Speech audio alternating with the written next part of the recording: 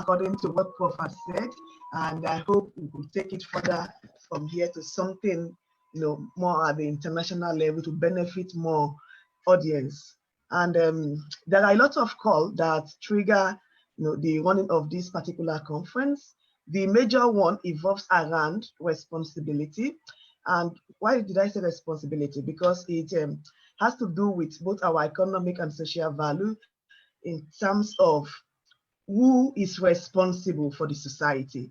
And I don't want to give you much tax, but I want us to type in the chat button, who do we think is responsible for the society?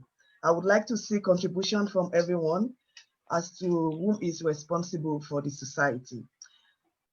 Then I can proceed to, once I see the response on the chat. Yeah, there we go, everyone. Yeah, thank you very much, Ma. Everyone is responsible. Yeah, thank you so much. Sometimes we overlook society. We live in the society, but most of the time we underrate how important it is to contribute, at the individual level to make our own vital or viable contribution. So it is kind of a challenge in disguise, which is affecting the majority of us, both internally and externally. And therefore, the purpose of this conference is to promote a better and sustainable community. So in this case, you might be wondering, how is this possible? Everything is possible, but is by the name of Almighty Allah. So it's going to make it workable for us. We can do it. Together we can do it. Yeah. So it is by providing practical and realistic solutions to some of the contextual and controversial issues.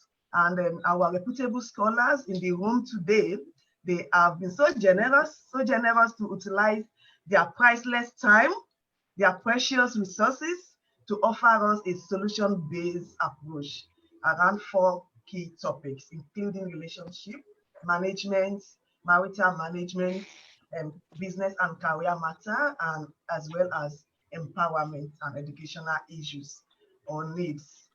So having set the context for the conference, I believe, and if you would agree with me, that the best way to start this conference is, to call on our sister, our mother, Ajia Balikis Savage, who will help us, to share the track of community and social talk.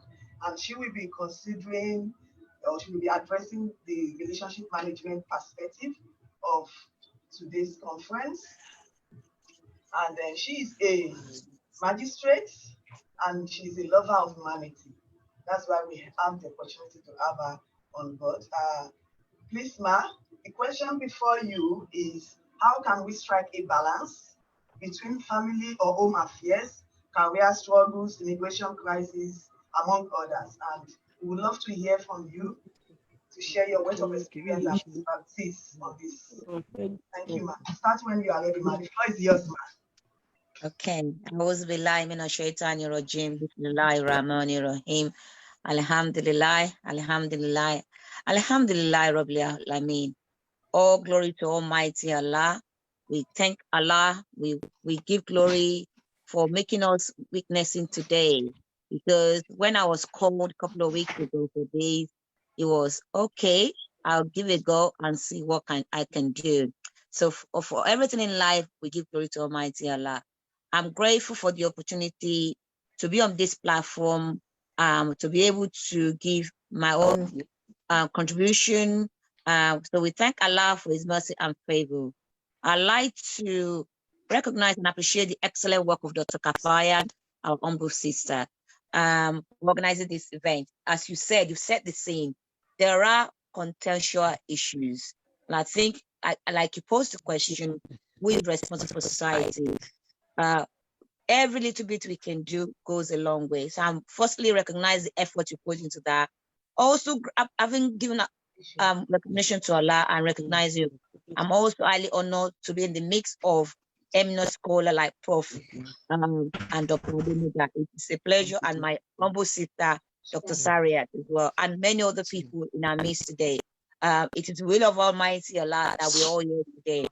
Part of what I've been asked to address is relationship management within the context of work-life balance. How do we balance our life with working and the challenges we face? Firstly, I think it is only rightly to start, but where are we today? I mean, we're in a pandemic, COVID. Globally, everybody is experiencing COVID, and this has been something that since last year it wasn't at the height.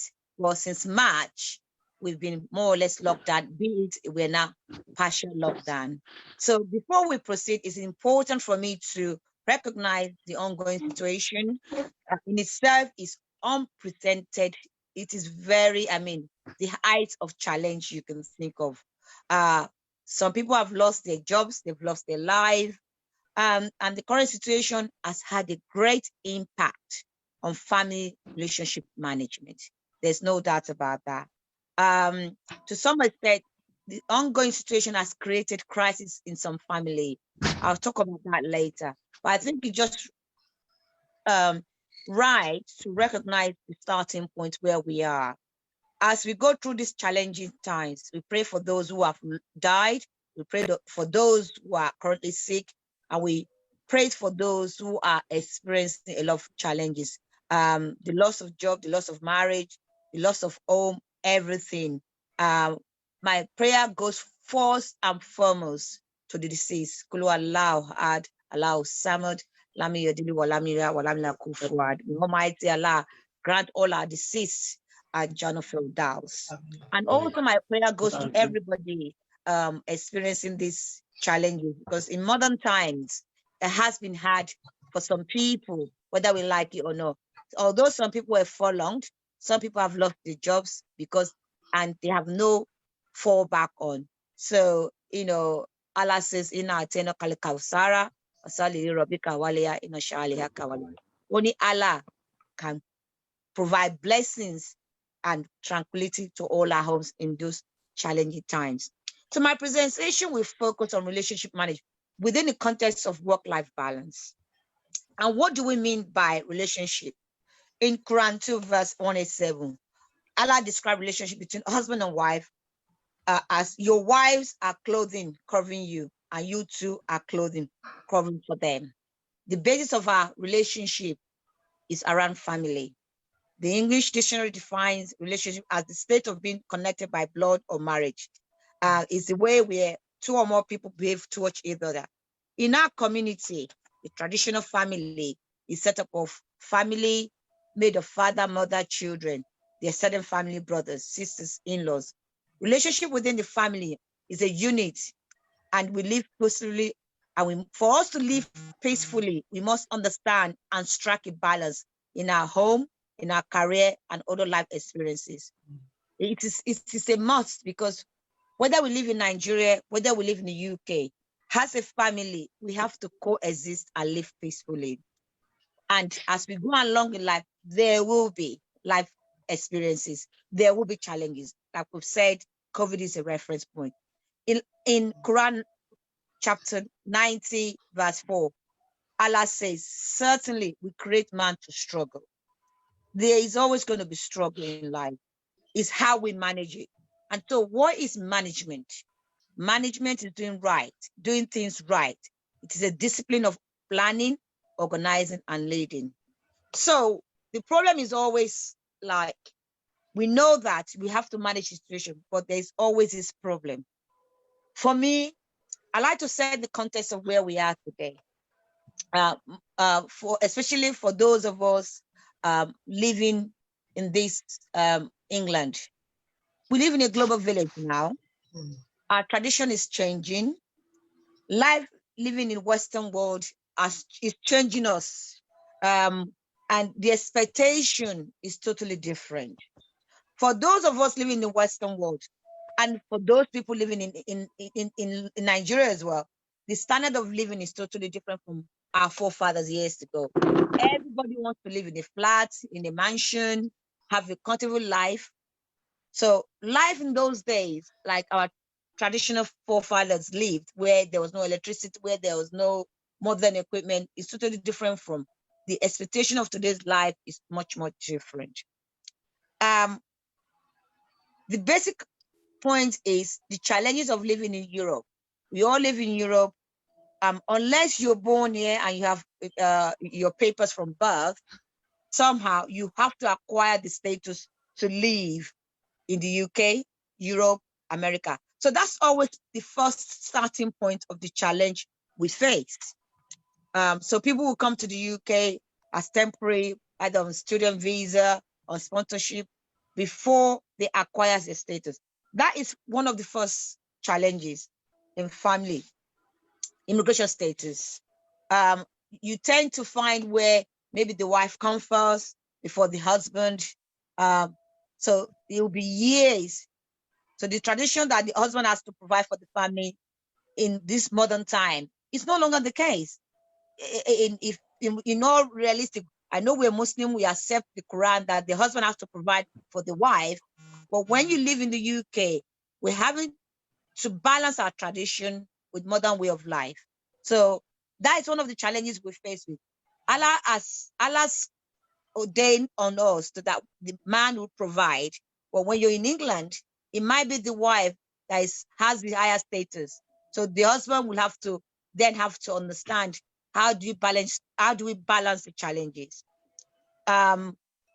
You have cases where the husband has no status, the wife might have status, or vice versa. The husband have status and it might be temporarily. So you're fighting within that marriage. Who has status first? How do we balance it? Sometimes it is usually a case of the status will come between the marriage and the family unit. I've seen it where, Allah forgive us for our sin. I've seen it where, the wife will have status through another man, and then maybe whatever happens, that marriage will break down. And vice versa, the man will have status through another woman. Along the line, the marriage will break down. Those are the challenges we face with. So we've got the immigration, the issue within the families. The other thing is we live in the UK, or whether you live in the US or Europe, even as doctors, lawyers, we tend to work long hours. The basic rule of working 9 to 5, 8 to 4 is not the norm these days. People work shift. And the effect of working long hours is actually having a determined effect on many people, and it's actually damaging our mental well-being. The Health Foundation is concerned that a sizable group of people are neglecting their mental health, because what you have is where the husband goes to work long hours, and work long hours. By the time he comes home, the wife is already out. And you find this in most families where there's hardly any time, quality time, because of working long hours. And there's not even enough time to sleep, to recharge your body. So the working long hours is another challenge we face, because we're in Europe, we want to earn and maintain a good standard of living. So that's another challenge we have to face with. So you've already got immigration, you've already got employment challenges of working. This often lead to stress. And one of the statistics in the UK is work-related stress is costing Britain about 10.4 million working day loss, because again, it's balancing the family unit with immigration, with employment, and is managing the home, how you manage the home. So people sometimes do not want to talk about the challenges, and they, in a way, just try to cope with the stress. I've seen a lot of people, and I always say to them, this is not normal.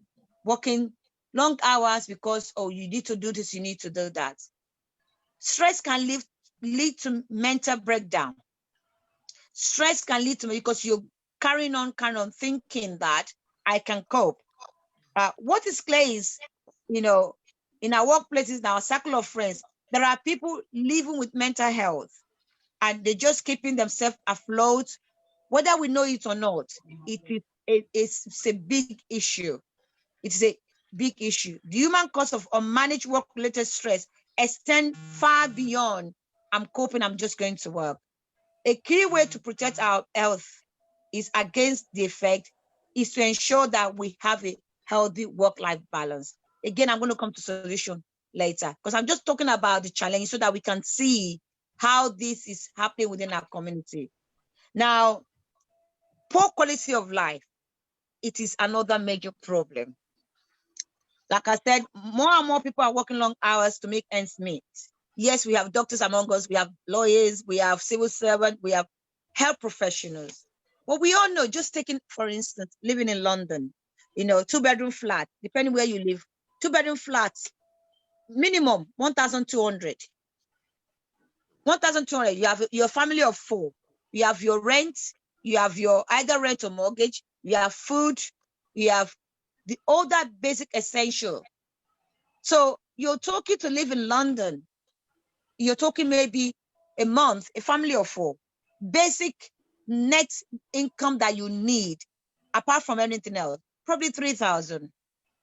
So within the 2 couples, sometimes it might not be 2 couples. How do you have to earn that much money to have a good balance of life? How do you earn enough money? Aside the fact that you've got extended family at home, be it you have parents, you have sister, you have to sponsor. What you then find is people work long hours, overtime to make up the shortfall. So they have poor quality of life. In essence, just people just go to work. They go to work, barely at home to see their children. There's no quality time with their wife. Many more women report unhappiness than men. It is reckoned 42% of women compared to 20% women. Comparably, a quantity of competing life roles, and it's the pressure of juggling. So we have poor quality of life because we're working long hours to make ends meet. Because we all know rent or mortgage, whatever, is very expensive in London. Even those who live on the outskirts, I know people in Manchester, they're saying it's actually becoming more expensive. I know people because they say the same thing to me now. That say it's quite expensive to live in Manchester or Milton Keynes. And what you're now having is there's lack of personal development, physical or mental health problems arising as a result of this because there's the poor quality of lifestyle we live in. So you have that. Then within the family unit, a family might have special needs children. They have responsibility of caring for. Or you might have underlying health condition, maybe the wife or the husband. This is on top of, we haven't got his status, we haven't got enough money, or we haven't got a big accommodation. These are things that COVID is actually exposed. Working from home now, you have a family, maybe in 1 bedroom, and everybody's at home on top of each other during COVID. That has been part of the challenges that we've experienced. And on top of that, how do we raise our children having to cope with all this realism that we're faced with? Because we do have children, and sometimes it's actually balancing our career, our family life, over our own personal development, over our own children's needs. Raising our children is still part of our challenge. Raising our children is part of the challenge we face with. Today, children have high expectation. They want you to buy them the latest gadgets. They want to have their own room. Yes. They want to go on holiday. Even if we parents don't make it a regular thing to go on holiday. If you do a survey within the Nigerian family now, it is very rarely you see a family that go on holiday every year. We might go to Nigeria if we need to go for funeral or wedding, but having that routine of saying we need a break, let's have a break as a family. Where is the money? And these are the challenges we cope with. We have to live by. For me, to strike a balance between our home, challenges of daily life, we need to understand the meaning of management. Like I said, management is doing things right. It is this discipline of planning, organizing, and evaluating results. Whether we live in the UK or any part of the world, to balance family life with career, it is important. And this is where I'm going to talk more about what we need to do. Living in this part of the world, to balance the challenges, we have to understand the culture, the tradition of the system we live in. For example, in the UK, we all know this. We cannot leave young children at home. A lot of parents are foul of this safeguarding law. We cannot leave children at home saying, oh, I've cooked food, I've locked the door, they mustn't take the phone. They'll be all right. A lot of children, and I know it's a challenge for us because we don't want to pay the childcare. I know it's a challenge for us. I'm talking from the fact that I am a safeguarding advocate. I work with Africa to address this issue within our community. Part of what we know is in London, there are 5 boroughs in London where Nigerian children have the highest percentage in foster homes. They've been taken to care. Lambeth, Greenwich, Suddock, I think Lewisham. The evidence is there. Nigerian children have the high percentage in foster care or in care. And because there has been evidence where children have been left at home, one way or the other, social service got to know, and those children have been taken to care because we're working long hours, and it is felt that we're not taking our responsibility seriously. So we need to understand the culture, the tradition, the system of wherever we live. I refer more to the UK because I work with the system and I can see it happening. And it is one of the reasons why I feel passionate about this, for that the challenges of living in Europe now is getting harder by the tightening rules of immigration, by the rising economic needs that we need. Accommodation, like I said, COVID has exposed it. If you're living in a 1-bedroom flat with 2 children, you will now see that you need big accommodation when everybody is at home, when there's no privacy. You're working at home. Where are the children doing their homework? But what we need to understand is, we really need to understand there are systems in place and we need to abide by. Parents must cultivate and understand that it is good to work within our means, because we need to balance all the responsibility of the family. There will be issues, there will be challenges. And one of these, we also need to develop a good communication, good system within the family. Should there be a problem, a clear understanding and acceptance of and discussing those problems at the early stage is very important. And I'm going to use an example. What I find in our community is when we have issue, we tend to hide ourselves. It's going to go away. Like the Yoruba say, we need, like Dr. Kafaya said, we need to seek practical solution. I see cases where a child is going to trouble at school. The parents are feeding away, they're praying either go to the mosque or the churches, that it will go away. That matter will escalate and eventually go to court.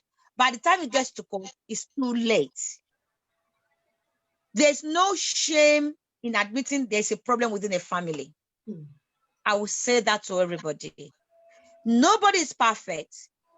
Nobody is perfect. There's no shame admitting we have a problem.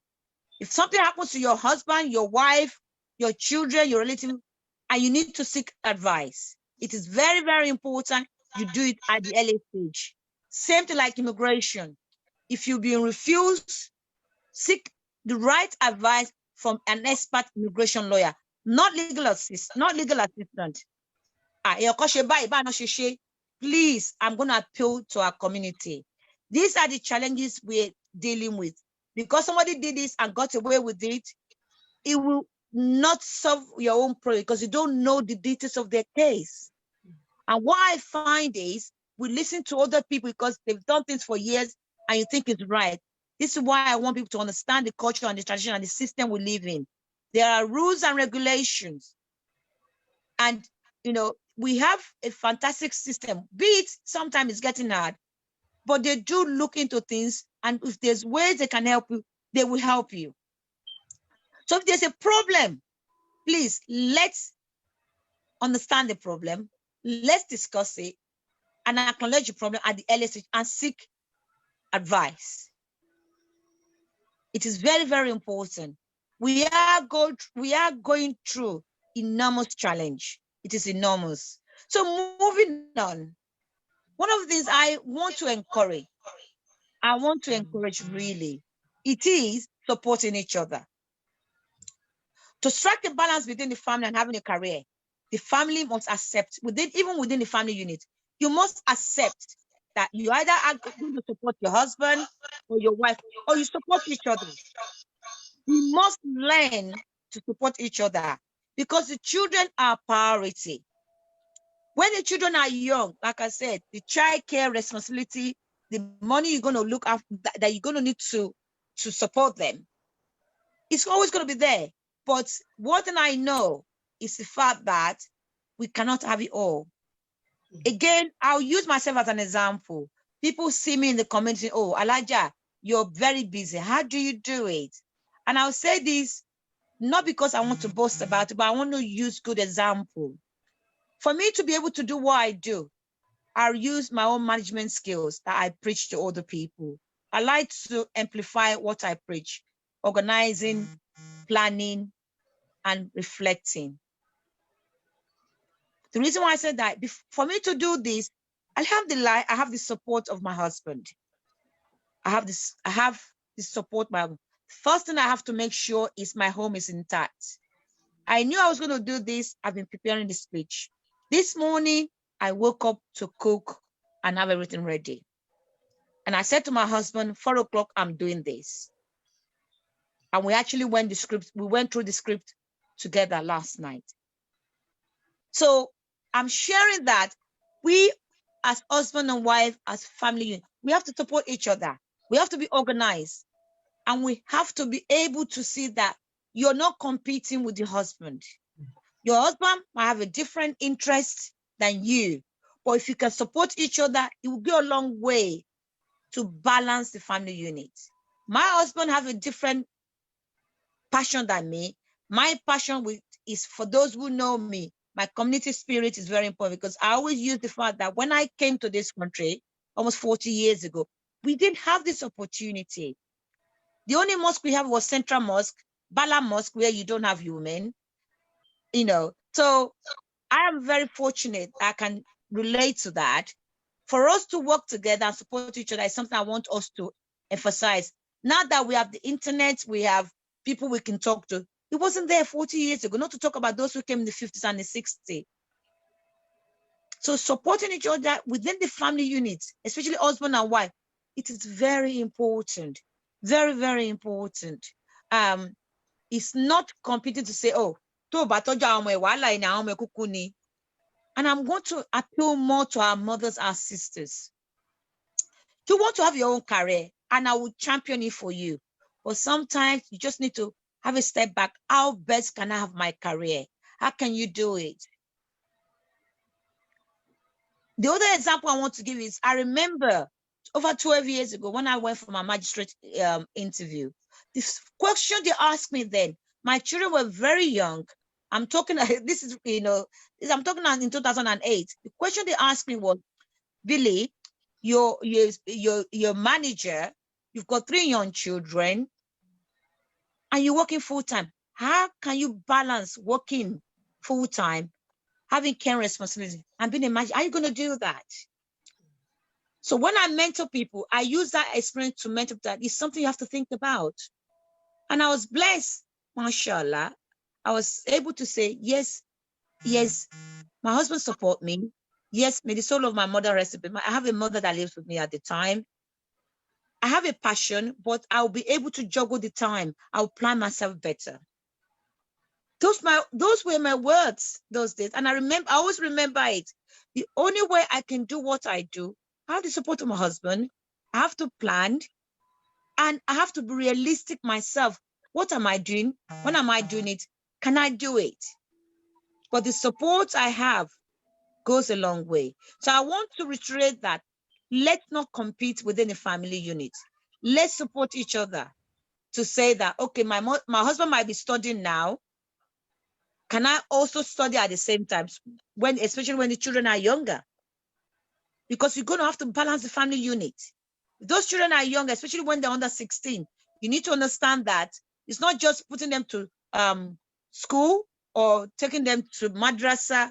It's been there when they come home, talking to them, making sure their food is there, making sure that everything, making sure they can come home to talk to you. It goes a long way, because the challenges we have is children come home, they cannot talk to their parents. And we really need to think about that, we parents, because sometimes they come home, they want to talk to the mother. Oh, and they bottle it in. I have had instances where my child has said to me, oh, complained, and I'll think about it. Why is this boy complaining to me? And I think about it, and I have to use my wisdom sometime. This is why we really need to find time when it comes to parents' evening. Parents' evening, let's make time. When a child is complaining to you, somebody is picking on me, make time to listen. That's part of communication. Let's listen to our children. A child might be difficult. A child might be difficult. I'm not going to dispute that. You do everything. But one thing I've always said is this. You find where you're having troubled child, a difficult child. In the early 90s and 20s, a lot of parents were sending their children back to Nigeria because the child were having an issue. And I used to say, is it the right solution for your child? It might be it was the right solution for a child, but is that the right solution for you, for your child? Just maybe that child is having some problem at school. Doesn't mean, you're not solving the issue. You have to get to the root of the problem. You know, you have to get to the root of the problem. It is very, very important to understand that balancing that work-life balance means, what is our family unit? What do we need to do? How do we need to maintain ourselves? How do we maintain ourselves? Does it mean I can, maybe for a year, my husband will work full-time, I'll be at home till the children finish their primary school. So when they go to secondary school, I'll do part-time. These are the questions we need to set our own boundaries. Balancing our family needs with life challenges. Salam alaikum. Can you hear me? Yeah. Okay. Balancing our family needs with life challenges means we really have to be contented. It is so important, especially for us living in England. Whatever Allah has given us, whether health, little money, we might not live in a mansion. We have to find a way to be contented. As well as coping with the challenges, we're still required to have time to serve Allah, to strike the balance between family, career challenges of modern life. We must have faith in Allah, because Allah says in Quran, verily, after every difficulty, there's ease. There's always going to be challenges. There's always going to be challenges, but we have to balance this family life with the test of life, because Allah is always going to test us. And I'm going to summarize it in the sense that the question of coping with challenges, what is our priority? Because I think in order to get to the bottom of this, what is our priority? Is it money? Is it having a good family, a happy family? Or is it having the materialistic things of life? For me, I will always echo and say to people, you cannot have a mortgage here, working long life, and at the same time trying to build a mansion in Nigeria. Even if you're a doctor, a medical doctor, earning 100,000. I say that wholeheartedly, just for people to understand that the reality of living in modern Britain is so different to even 20 years ago. You have a mortgage, you pay maybe 1,800 for your mortgage if you live in a 3-4 bedroom house. You've got children in schools. you got your household maintenance, you got your mortgage insurance. You all have that. And at the same time, you want to build a mansion in Nigeria. You're going to break down because you're running around. So it is very important for us to understand there are always going to be challenges. And some of us, it takes years. And this way is very important. It takes years for you to get your papers. So you're struggling to get the money together to get your papers. You're struggling to maintain a roof over your head. You've got families in Nigeria. You've got your own children. You've got yourself. How do you balance that? And that's where our priority comes in. It is very important to define our priority. We need to learn to define and understand what is our priority and balance it to say, is it my well-being or looking for money doing long hours? We need to be realistic. It is very, very important to be realistic. We cannot have it all. I've said it over and over. We need to be focused. Let's be focused in the needs, not competing among ourselves. Everybody's destiny is different. I know people, they will say, some people will say to them, they've been in London for 40 years. Is that where they're living? They might be happy living where they're living. I know some people, they come to London within 5-10 years. They've been blessed. Allah has made them. Does that mean I'm going to be working long hours to compete because somebody's living? For me, it's about being real to understand what is our priority. My priority has always been the well-being of my family. Yes, I do want a career. How have I been able to achieve? Is to be realistic and to be honest. And those who know me, I always say I'm very spiritual. I am a Muslim. I am a Yoruba woman.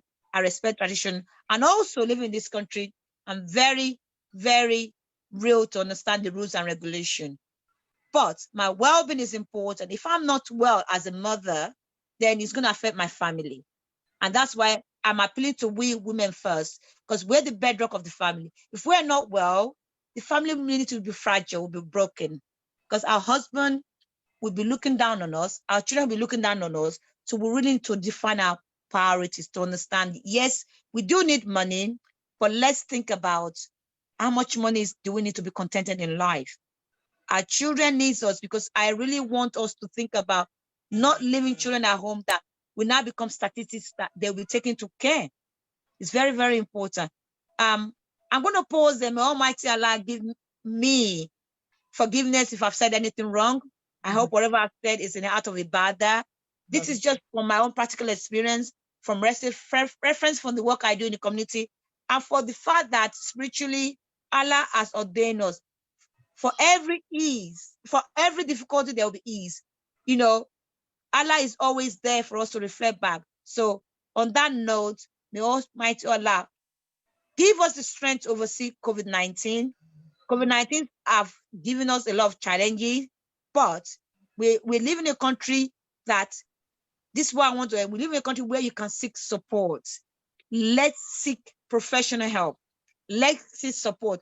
I remember Dr. Prof when he started, our community has risen because there are a lot of professional help out there. If you don't have enough money, even if you don't have papers, there are professional help out there. Let's not be ashamed to say, oh, God, can you call me?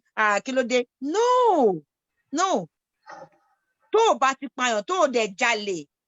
This country, we have the favor of Allah. May Almighty Allah continue to bless, guide, and direct our affairs. Assalamu alaikum wa rahmatullahi wa barakatuh.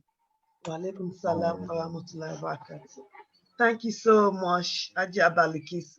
That's critically thoughtful. We appreciate the bags of advice you've given to us.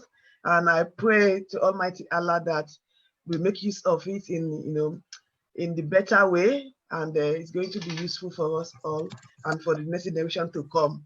And thanks, I've been reading the chat as well. Prof just posted the question, and you've addressed that already. It's a question of prioritizing. So we need to prioritize what is most important, what is least important. Thanks very much, ma'am. I'm going to move on to the next speaker, and I'm going to introduce our humble brother, Professor Abdulhakeem Yusuf. He's a professor of law and global studies at the University of Derby's Law School. It will help us to provide thoughtful insight into another contentious topic, which is entitled marital management within the context of boys versus girls child upbringing. The question before Prof is, what are the strategies for nurturing and raising responsible future husbands? And in bracket, we put couples. So both husband and wife in this case. This is under the community and global talk track. So Prof, the floor is yours. Please start when you are ready.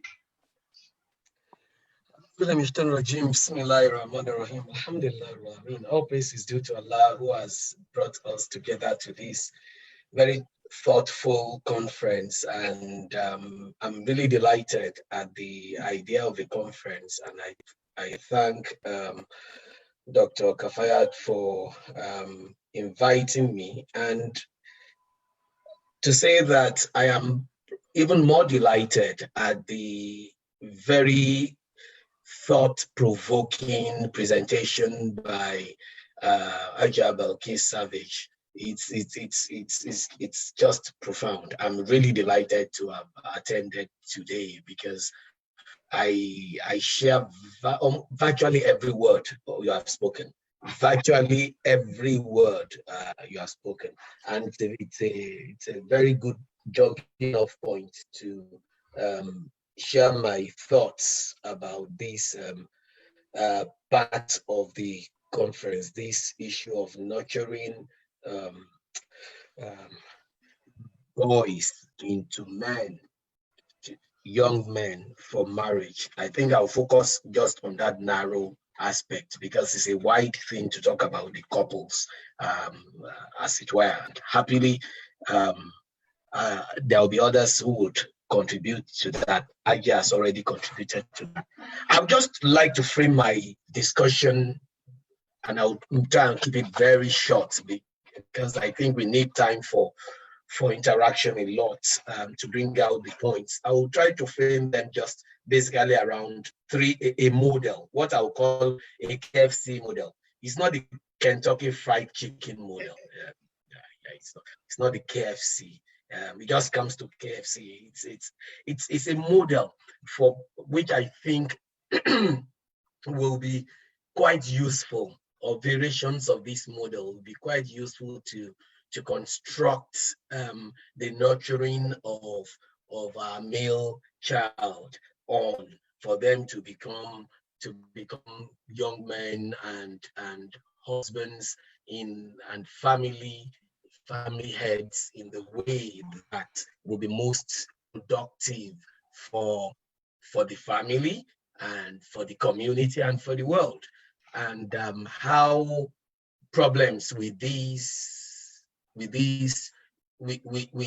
existing systems that do not pay attention or some good attention to this model have created in the world that we have today. And Ajat already said we are all from families, and that is true. And the quality of a family is going to be the basis of society when we look around us. So I think the model KFC basically for me is around knowledge, faith, and character. KFC, knowledge, faith, and character. We're sure we can have variations of this model put in different ways, even for people who don't believe in God. So the knowledge one, I think it will be general enough. And where there are people who say they don't believe in God, there is still that humanistic ideals that could substitute for them, where I will be talking about faith. But and then character also is something that is broadly shared as an issue. But what do I mean by this model of KFC? So let's start with knowledge. The first thing is talking about boys, talking about men. I think that we have inherited a world where we hear so many things that have created some advantage and probably more problems. And one of it is the approach or attitude that, you know, it's a man's world. I grew up hearing that's a man's world, and that is really striking, given that in our society back home traditionally, I'm not sure that we actually had an equivalent of a saying that is a man's world. As a Yoruba person, I don't remember. So it's interesting that it's an English expression. It's a man's world. And that tells me something. So today, we still have a very patriarchal system of society in Africa, in Asia. But it is presumed that the West, or Europe, America, and its satellites, that they are not patriarchal. But if the saying it's a man's world, it's an English saying, it's not a translation of anything from Africa, it shows that it has been a universal problem or universal idea which has constructed society in such a way that even though, well, until more recently, where gender has become something that has been expanded, as it were. I'm talking in the traditional way of male and female now. It seems that the world has been constructed as one in which one of the two, the female, is just there to serve the male. And that has been a problem.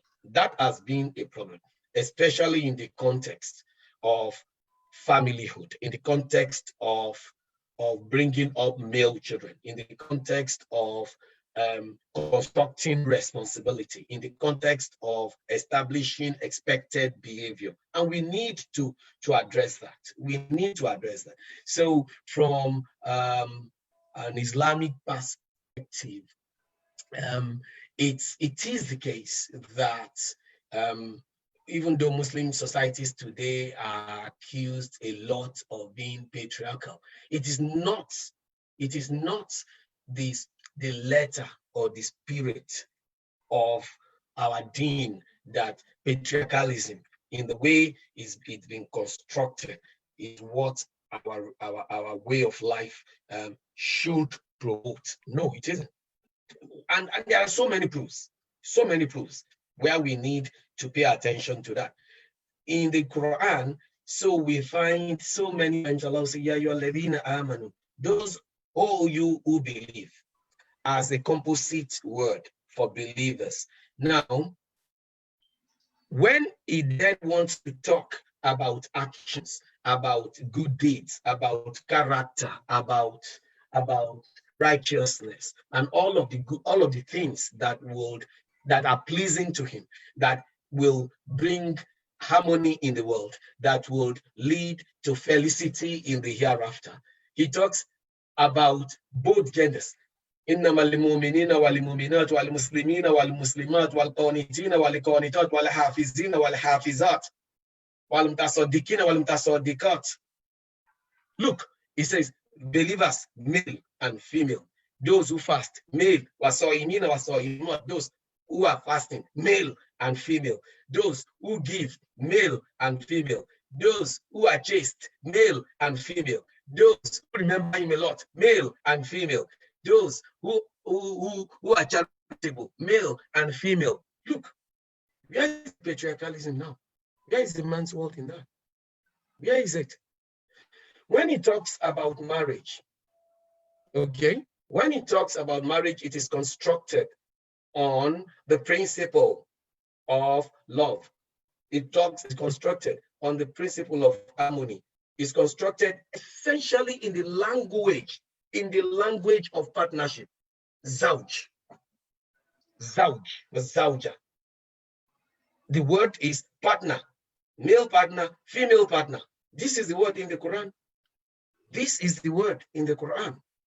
So it is very instructive to to move away from what our cultural systems have implanted in us to what the spirit and letter of what we actually profess to follow has laid down.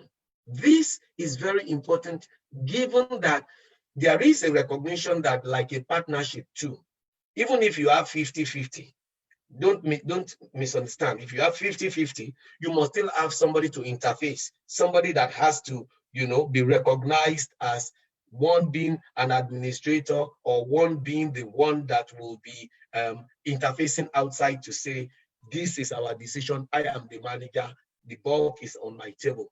That is where there is a distinction that Allah has made. Because if you have two drivers in the vehicle, well, it's either there are two steering wheels and which cannot drive at the same time, or you have one steering wheel which two people cannot drive without an accident occurring. That sense of of having one person ultimately taking decisions is what sometimes has been misconstrued and misconstructed to make one into a servant or slave of the other. No, it's a cooperative relationship, and we must put this sense of a cooperative relationship in our children in so many ways. Yes, we can preach it and all of that, but the best way to do it as a result of problem solving approach that we are talking about here is to act it. Is for us to bring up our male children in the knowledge that they are in a cooperative existence, within even the family. So if the girl is sweeping the floor, the boy should be taught also to wash the plates. Okay, if the girl is washing the plates, then the boy should be cleaning the cupboards. Okay, and if the girl is cooking, at least he should be mowing or helping to mow the lawn. And if the girl is going to bake the cake, he can also help to mix the cake. And we shouldn't genderize housework in the way that it excludes our boys from actually understanding that the ideal which the prophet, which is the reference point, peace and blessing of Allah be upon him, did was that even though he was the most outward facing personality of the two parents, of the two genders, he still helped when he was at home. And it's actually mentioned that he helps with those chores that today it will be so difficult in our community, specifically as Africans, especially as Nigerians, and typically as Yorubas, to find that our men are doing. We must actually remove that cultural block right from childhood by having the men not being anathema to holding the spoon in the kitchen. It's very surprising that some men cannot even boil water to boiling point to make eba for themselves. Why? Why should it be? Why should this be? If you allow your wife to go out to work and she's supposed to get back at 4 and it's 5:30, you can't even prepare. You prepare your own food and actually prepare her own food, knowing that she's held back, unless you have agreed that she's not going to work. And even if she's not going to work, you're not supposed to treat the boys that they permanently don't come into the kitchen. Go out, what are they going to do in the kitchen? This is not the sort of knowledge we should pass on to them. The knowledge we should pass on to them is that they have a position of leadership, ultimate leadership, as boys who become men to have homes because of responsibility, not because they are boys and it is conferred on the boys to be automatically leaders. No, leadership is about service. Leadership is about service. Like the Prophet ﷺ said, he said, Sayyidul Qawm, the leader of a people, khadimuhum, he is their servant. And this is what one of the former presidents of Nigeria tried to say as his credo, Yaradua, May Allah forgive him. He signed off as president always as your humble servant or your obedient servant or something like that, because that's the mentality. So if you're going to be the head of the home, you must be at your service nationwide. You know, at your service nationwide.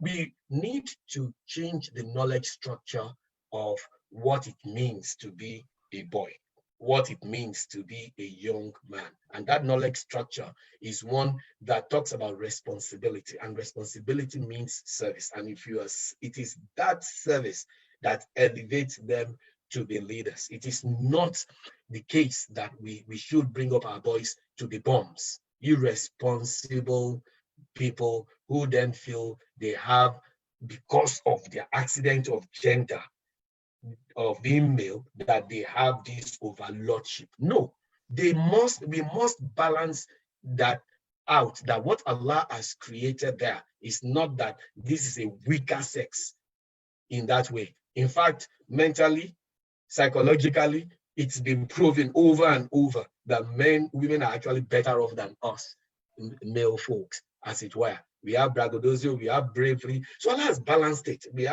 may have more physical strength and all of that, but it doesn't mean that we have it all. So we have to balance that in our knowledge training. And knowledge training here, I'm not just talking about book knowledge training. I'm talking about the fact that our children actually do what we do. We should reform the knowledge we are passing by our actions more than anything. If you have a 3-year-old, you see when you are praying, the 3-year-old is looking at you. It's not looking at a book. It's so remarkable. 1-year-old will start praying, Allah Akbar, Allah Akbar, Allah Akbar. Why are they doing that? You didn't teach a 3-year-old, 1-year-old to pray, but they are telling you that knowledge is something they assimilate by what we do. So we should reform the way we pass the knowledge as to what it means to be a male. The other one, of course, is to also, like I said, ensure that they take on the F part of it. The F part of it, faith part of it, is this. What do I mean by the faith part of it? Who are we in the first place? So that should define our role. We are, as far as our way of life is concerned, representatives of God on earth. And whether we are male or female, we have an accountability. We are going to be judged and brought to account for our actions.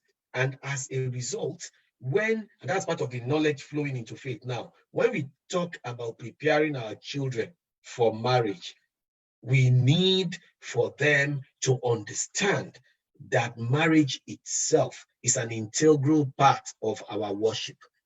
If their prayer and salat is so good, but they are turning out to be bad fathers, bad husbands, then it's a deficiency for half of their deen. This is a very important thing to teach both our male and our female children, because today we emphasize a lot on love, and this is the heart is very important, but the heart itself has to be ruled by the senses and the brain. And here we need to tie the institution of marriage to our faith in the way that it is conceived. When Prophet ﷺ said that marriage is half of faith, that marriage is half of faith, and we complete our way of life by actually getting married.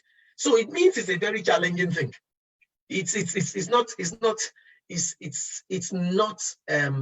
not a holiday. It's a very challenging thing. It's something we have to work on, because you have to improve on your salat, you have to improve on your zakat, you have to improve on your hajj. You have to. It's not good that you are praying the same way you have been praying for the past 30 years. You've not added something else into it, or that your fasting has not elevated you more spiritually, and that you are still giving the same amount you were giving 10 years ago as charity today. If, as expected, your situation has become better. Because if it hasn't, that's a different story. So the same thing with the institution of marriage and preparing our boys. They need to know that it's part of the deen, is part of our way of life, is part of the accountabilities that we will have. And it is the fact that the more responsibility you are given, if you are given the responsibility of being the leader, then the more your accountability, as it were. The more your accountability. And there's a balance. The way it is conceived in Islam of the male-female relationship, of the husband and the wife relationship, is that the husband is the chairman, but the wife is the CEO. She is the administrator. So this is what Prophet ﷺ said. Kullukum ra'i wa kullukum mas'ulun an ra'iyatihi. Ar-rajulu ra'i ala ali baytihi wa huwa mas'ulun an ra'iyatihi. He said, all of you are leaders, and all of you will be asked about how they have administered what they are meant to administer. You're all administrators. He says, a man, he is the leader and administrator, chief chairman of the home, and he will be asked about everybody in the home. Al-maratu ra'iya ala mali baliha wa waladi wa hiya mas'ulatun an ra'iyatiha. And he said, the wife, al-mara, the wife, mas'ulatun ra'iya. She is the CEO, ala mali baliha, on the wealth of her husband, wa waladihi, and his children. What else is there in the home? It's either the children or what? Things. And the wife, Prophet sometimes the woman is the administrator. It's not even the man that is the administrator. The one that is the administrator, specifically, he didn't designate that the man is just the overall leader, but specific job is given to the woman as the one that manages her husband's wealth. She makes the 100 pound go further than how the husband would have been able to make it. She's the one, and you see women are good at that. Women are good at that. Such that you are spending as a bachelor 100 pounds. You get married a month, you are still spending 100 pounds, and yet you get better value for the 100 pounds that you are spending. This is what Islam conceives. So you see there right away, the woman has a lot to do in the home, and she's not relegated as somebody to be bounced about like this at pleasure, and will be asked about it. So that faith aspect is very important. The third aspect, quickly, is the character. And this is where a lot is going on that should not be going on. What do I mean? So I just said about prioritizing and being attentive to the needs of the home and actually trying to balance things. I can't emphasize that enough. Today, the priorities seem to be on materials, on giving materials to our children. We are in a hugely materialistic century and a hugely materialistic society, and that seems to be the same anywhere, even if you're back home in Nigeria. People just want to have things and things and things and things, and people's actual attention seem to matter less to us. But it's so ironic, because that's actually not native wisdom teaches us. Local wisdom teaches us that ileti omoti a ko.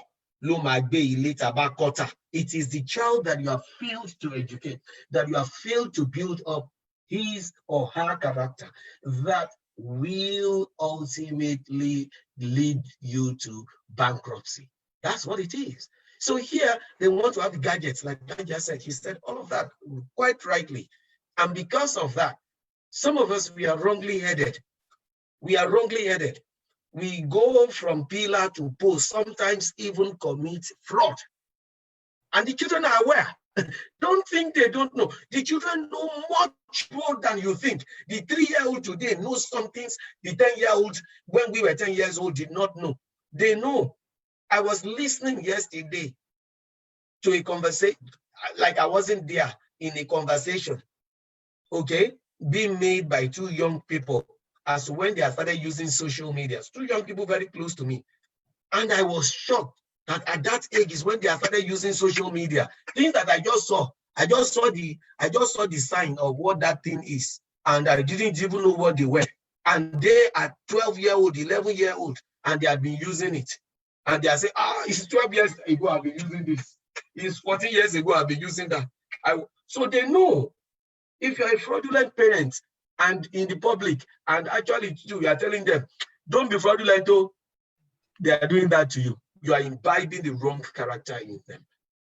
We must understand it, especially for us as fathers, mothers too, but as fathers who sometimes overburden ourselves to the point of death in order to satisfy or think we can satisfy. Allah has not even satisfied us. When it's raining, some people will be complaining. When it is snowing, some people will be complaining. When it is hailing, some people will be complaining. There is nothing, you can't, if you kill yourself, you won't satisfy the basic human needs of others. You must do things within reason, but the issue is we need to be above board to train our boys and our girls to be also of good character and people of integrity. We must change the narrative by reforming ourselves. You know, there's this guy, is he Michael Jackson or something? He said, I'm talking to the man in the mirror. The man in the mirror, I'm asking him to change his ways. Look at yourself and ask yourself, do you want your children to be what you are? This is the ultimate test. We should understand that our children will model us. They are modeling us, whether we like it or not. We must teach them perseverance in the face of adversity by being persevering ourselves. We must teach them honesty by being honest. We must teach them integrity by actually being people of integrity. It is very important to imbibe in the children the fact that life itself is a struggle. It's a struggle, and there'll be ups and downs. And we need to manage those ups and downs in the way that will actually just be natural for the children to imbibe, as it were. Look at how common it is. Generals in the army, that you find one of their children be going to join the army. Lawyers, producing lawyers, doctors, social workers, nurses, teachers, and all of that. It shows you that things just flow down to our children naturally for them. They see us as models, and we must help them to be better members or the best members of society as they can be by actually looking inwards to reform our own character. Character building is very important, but how do we do it? It is not going to be done by throwing things at them. It is going to be done by being with them. And that is the challenge today. And because of time, I would really like to leave it there on KFC, being the need for us to model our children with knowledge, with faith, and character. And lastly, of course, is to remind ourselves that when it comes to relationships, Allah himself, Al-Wadud, is the God of love. What ties these three together for me is that quality of love. Love there does not mean giving the children all they want. Love there is giving the children what they need utmost, as Elijah has made my task easy in how she has demonstrated with empirical evidence, is us. May Allah make it easy for us. I mean, thank you so much, Prof. Wow. We really appreciate your words of experience and expertise, and we pray that Almighty Allah make it easy for us. We are only caretaker of these children, so may Almighty Allah help us in bringing them up as He would love us to do. I will now move on to our next speaker. With due respect, let me call on Dr. Sariat Adelakun, a chief lecturer and as well as CEO of Science and Technology for Nigeria Persons with Special Needs Initiative. We wholeheartedly appreciate her kind gesture. She has voluntarily wished to provide exploratory insight into another topical issue, which is entitled Supporting Special Needs within the contents of empowerment and education. And the question before Dr. Sariat is, how can we better empower and support special needs individuals within our family, at our workplace, within our business context, as well as our community at large? And this is under the special talk track. Please, ma, proceed when you are ready, ma. Assalamu alaikum wa rahmatullahi wa barakatuh. Wa alaikum salam wa rahmatullahi wa barakatuh. Alhamdulillah, Rabbil Alamin. We thank Almighty Allah for making it possible for us to witness the conference, Gsep Better Society Conference 2020. And I pray to Allah to let all of us learn from it, implement it, and I pray that it will have a high impact on the society and life. As you mentioned, my task today is to say some things about better society, like I termed it, better society for persons with special needs. I thought I would be able to share my slide, but I think I should just keep talking because my data, you know, I'm in Nigeria, my data may get finished and I won't be able to finish it. So I can supply the slides later. So the question I'm to answer is, how can we better empower and support special needs individuals in our family, business, and community? I go straight to identify, my paper looks more academic, but I think people will just accept me the way I present it. Okay. In this talk, I'm going to address the following. One is, who are persons with special needs? Then I will try to identify the challenges facing them. Then I'll try to see how can we support them. That will take me to how can we support them as a family. I added educationally and the community before I move finally to how can we empower them. From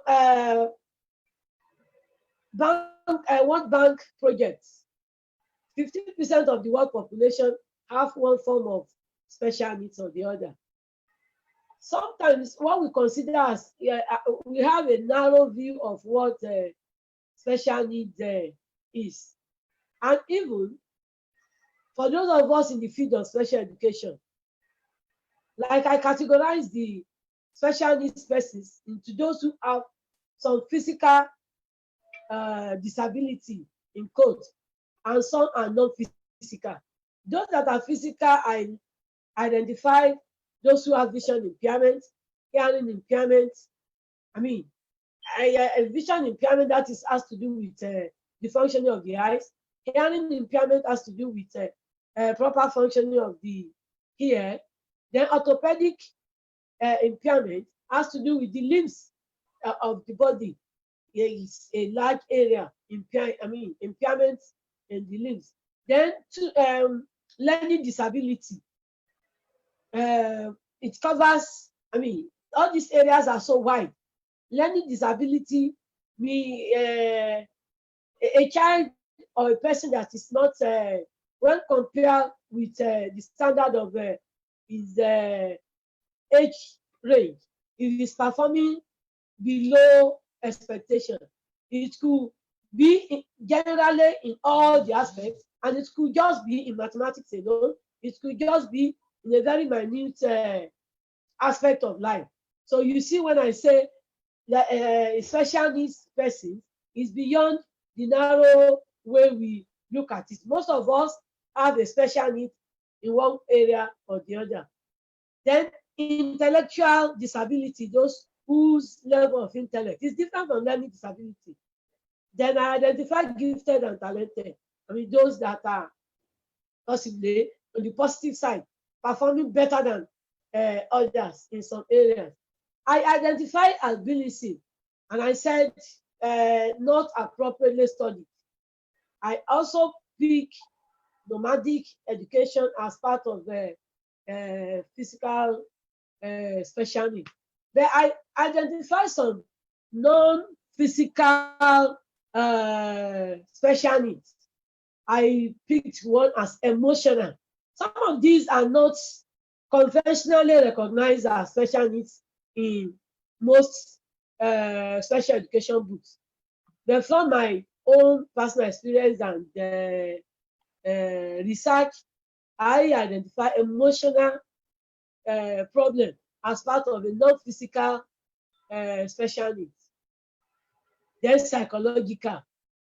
Then I identify the third one as ill-mannered, mannerism, who make somebody having a special needs. Then troubled or neglected. I identify, there is no time to go deep into each of these, but these are just a bit of my classification. So some of these special needs have some things in common in terms of their needs, but each individual with special needs has unique needs. You can't compare a particular visually impaired person with another visually impaired person. A hearing impaired person, the need of an individual with hearing impaired may be different from another hearing impaired. That's why in educating them, we have individual educational plan being prepared because their needs are different. But some are similar. The one that is similar is in terms of maybe in a little way finance, because in Nigeria, for instance, most of persons with special needs that are known to be persons with special needs comes from middle income or low income families who might have spent everything they have to restore their health. And by the time they have to resort to faith, there might not be much on their hand, or maybe even before they don't have anything, they don't have much. So finance could be a general need for all. Then in the area of education, is that again sometimes is can be similar, can be general. For instance, in Nigeria, as I'm talking, those with visual impairment, they are not being able to access diagrams. And you know diagrams is in so many subjects, not just in sciences. So whenever there is a diagram, it's always been omitted or they just describe for them.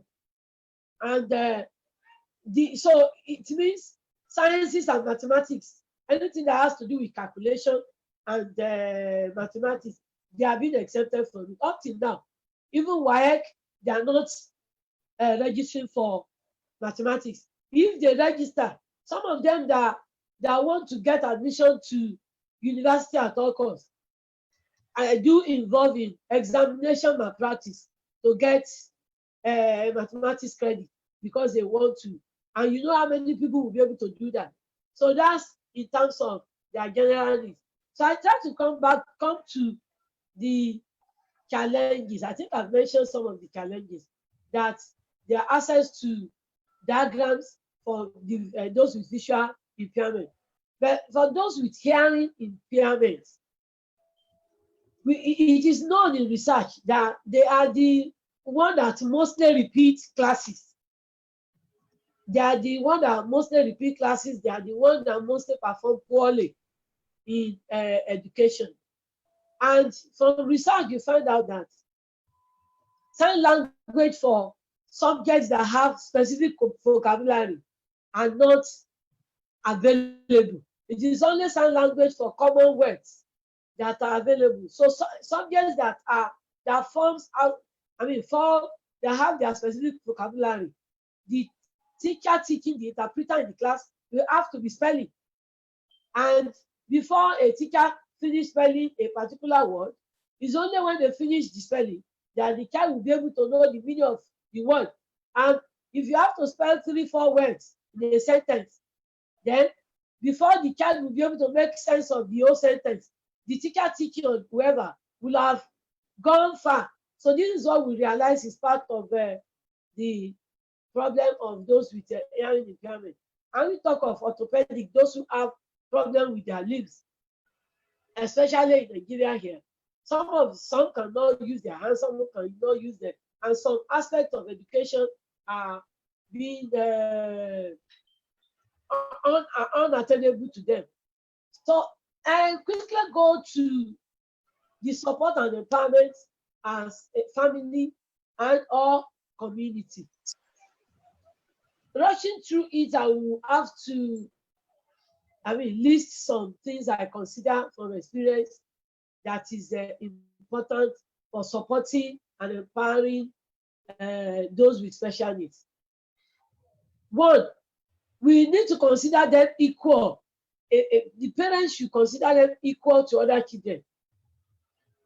Or a brother should, the brothers and sisters should consider them equal, the way they regard others that don't have disability.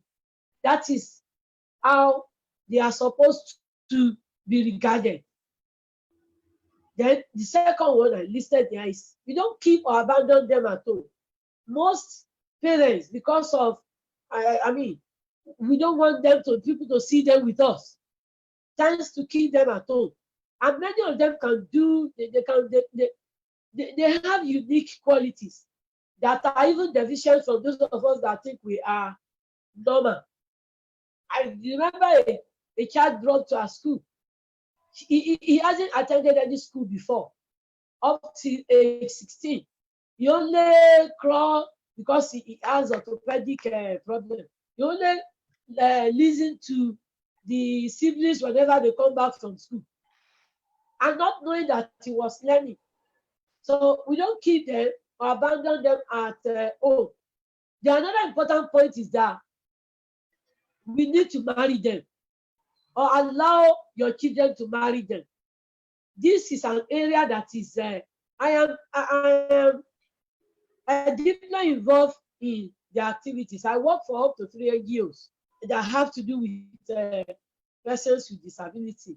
And I'm involved even in matchmaking and quite a lot of things, because we realize that for those with special needs, when they are in special schools, the teachers that teach them most are non-Muslims. Those who employ, they have power to make sure, even in Abuja, schools for the handicapped, they have like 104 staff, and they have like 4 Muslims. The rest are Christian and non-Muslims. So in such school, they do all they could to take them out of Islam.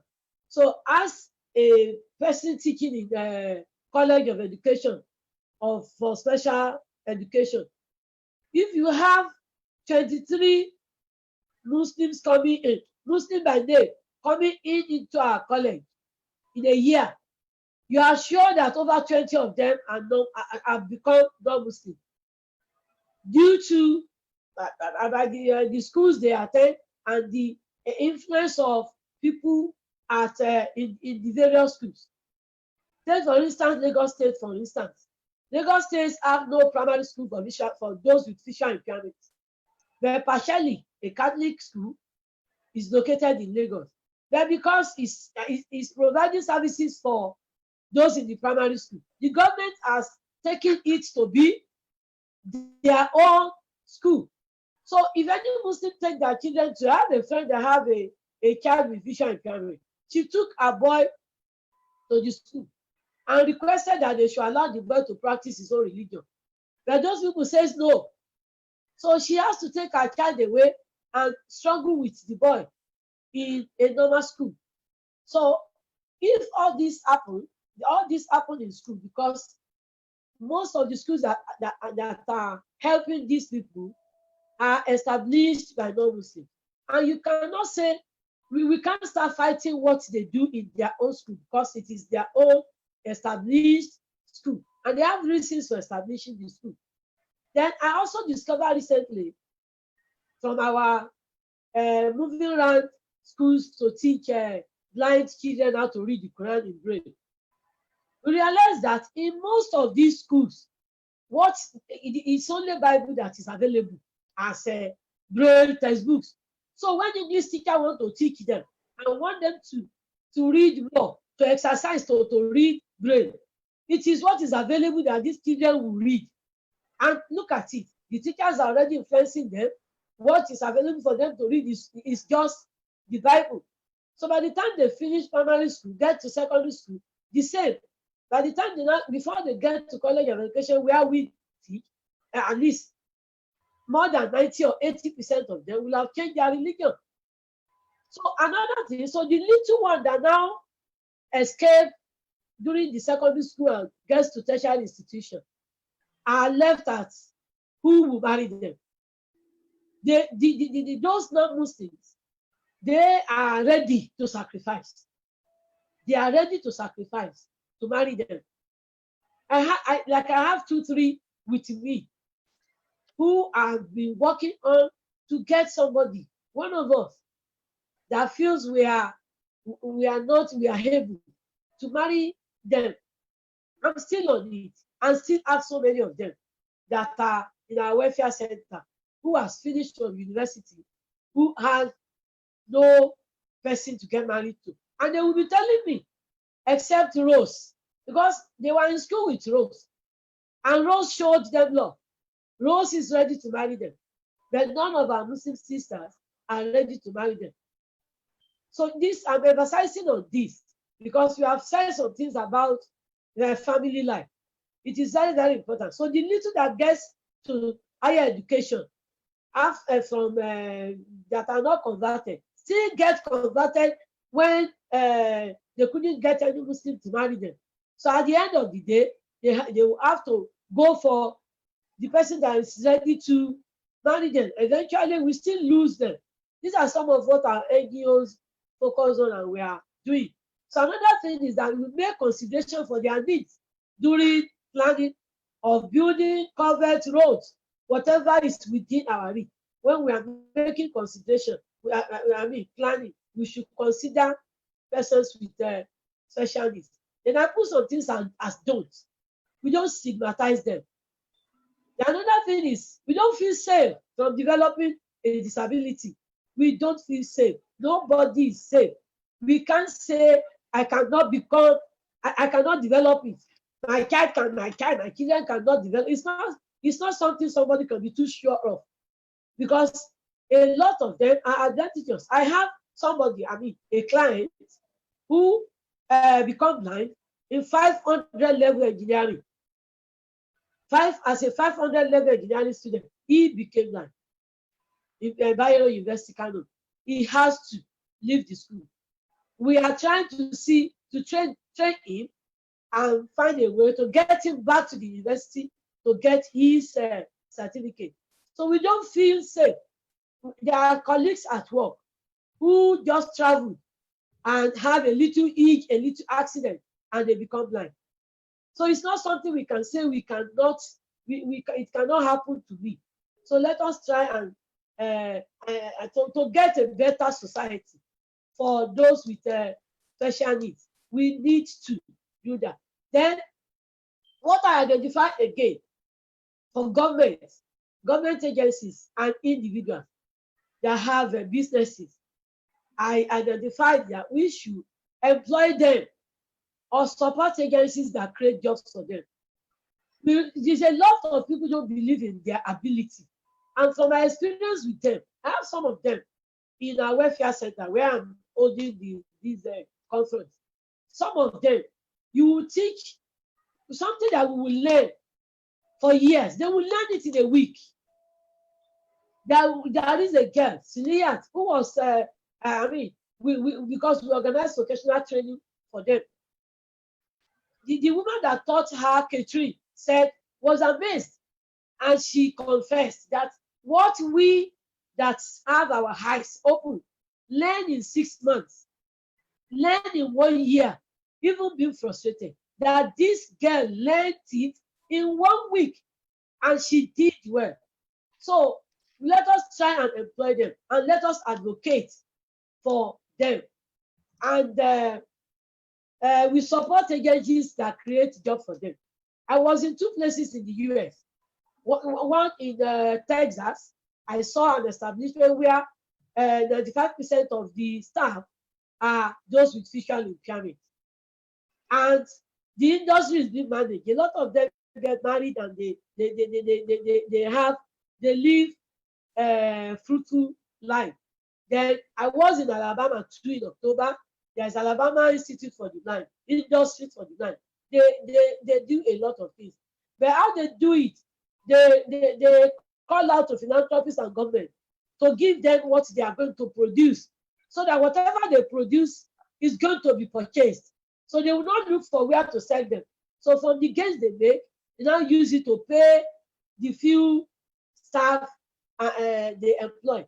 And with this, those people, they at least they live better. So this is a Better Society Conference.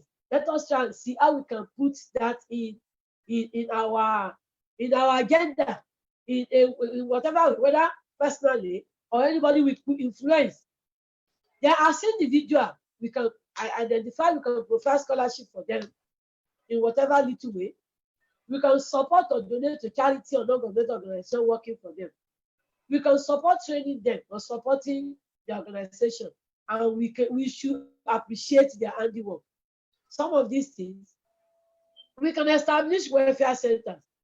Again, like I mentioned before, the non-Muslims, we don't need to fight anybody, but what should we do? What should we do as Muslims to retain those? Because like it has been mentioned by the earlier speakers, some of these things are trials from Allah, and nobody can say I'm above the trial. It cannot happen to me. Nobody can say that. If that is the case, so these are trials for our fellow Muslims, then what can we do? It should be part of what we should be thinking of. So like, may Allah reward some brothers and sisters who noted that we move around from schools to schools to teach blind Muslims how to read the Quran in Braille, when we realize that it is Bible that is available in their schools. May Allah reward those brothers.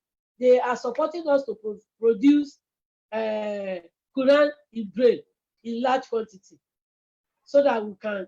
They are also sourcing funds to do that, but they are supporting us to produce the Quran in Braille. Then I forgot to mention that because we noticed this, we started transcribing available Islamic literature in Braille, so that we now distribute to schools for the blind around the country. And we have even been in UK. We had a training at Muslim Association of Nigeria, where we train some people how to read the Quran in Braille. It's a train the trainer workshop. It was a train the trainer workshop, and our intention was that those we train will continue to, whenever they come across any person with visual impairment, they will be able to train them how to read the Quran in Braille. Like I mentioned, I worked for like 3 NGOs. One of them is Adegbola Foundation for the Blind. It's a picture I cannot share my slide. I listed the objectives of the foundation. Then the other one is Science and Technology for Nigeria Persons with Special Needs Initiative. That one is a baby of my PhD, because I'm still at it. And I'm calling on us, in whatever way we have the connection with people in government, those students with visual impairments who are not doing mathematics and are exempted from diagrams. Our organization can collaborate. If we have collaboration with them, we can move around the country and train them, so that what these children have been denied, because a lot of them will finish secondary school and still go back to learn shoemaking, because they cannot get admission because they don't have mathematics. Anyone that wants to secure admission out of them will have to look for a special center to write their examination. And except some areas, some institutions waive mathematics for those in the arts, but a lot of them do not benefit from this. They finish secondary school and still could not pursue education beyond secondary school, because they cannot do mathematics. And even the other subjects they are doing, the diagrams have been accepted. We realize from research that it is because those teaching those subjects are sighted people. They don't know Braille, and these children cannot see the board. And most of these our schools again, they are not provided accessible textbooks. State government distribute books. They will say free education, but when they say free education exempting the visually impaired. Even those institutions that claims to be special education institution, when we distribute textbooks, accessible textbooks are not provided for these children. When we were in Gombe State University, those children complained that they were given the same manual, the same cited textbooks. So these children will have to look for their friends who will read the cited books for them. So they are at the piece of their friends. And you can imagine how many times would they get people to read a whole textbook for them. So the education they are receiving is nothing to write home about. So what we do in our organization, if anybody contacts us among students with a cited version, a version of textbooks, we do convert it to Braille for them and get it across to them. But that is not enough. In some of these institutions, they dictate questions to. I have someone in the University of Jos. She studied English. She said they used to dictate questions to them. They won't even provide the Braille version of question to that girl. So that is in the aspect of the. Then again, I want to mention here that for these children, especially those with visual impairment, to write JAM spend a lot every year to gather them in special centers, and they wasted money. These children purchase JAM form for like 4,000, under 5,000 naira, but they spend like 30,000 naira to organize exam for them, because they put them in hotel, they pay their transportation to and fro the exam center. They are not supposed to spend this money. If they could collaborate with the organization, we'll move around the country and make sure these children are trained. And when these children are trained to use the computer and some other things they need to be able to, they will write their exam wherever that is close to them. Nigeria will not be losing so much.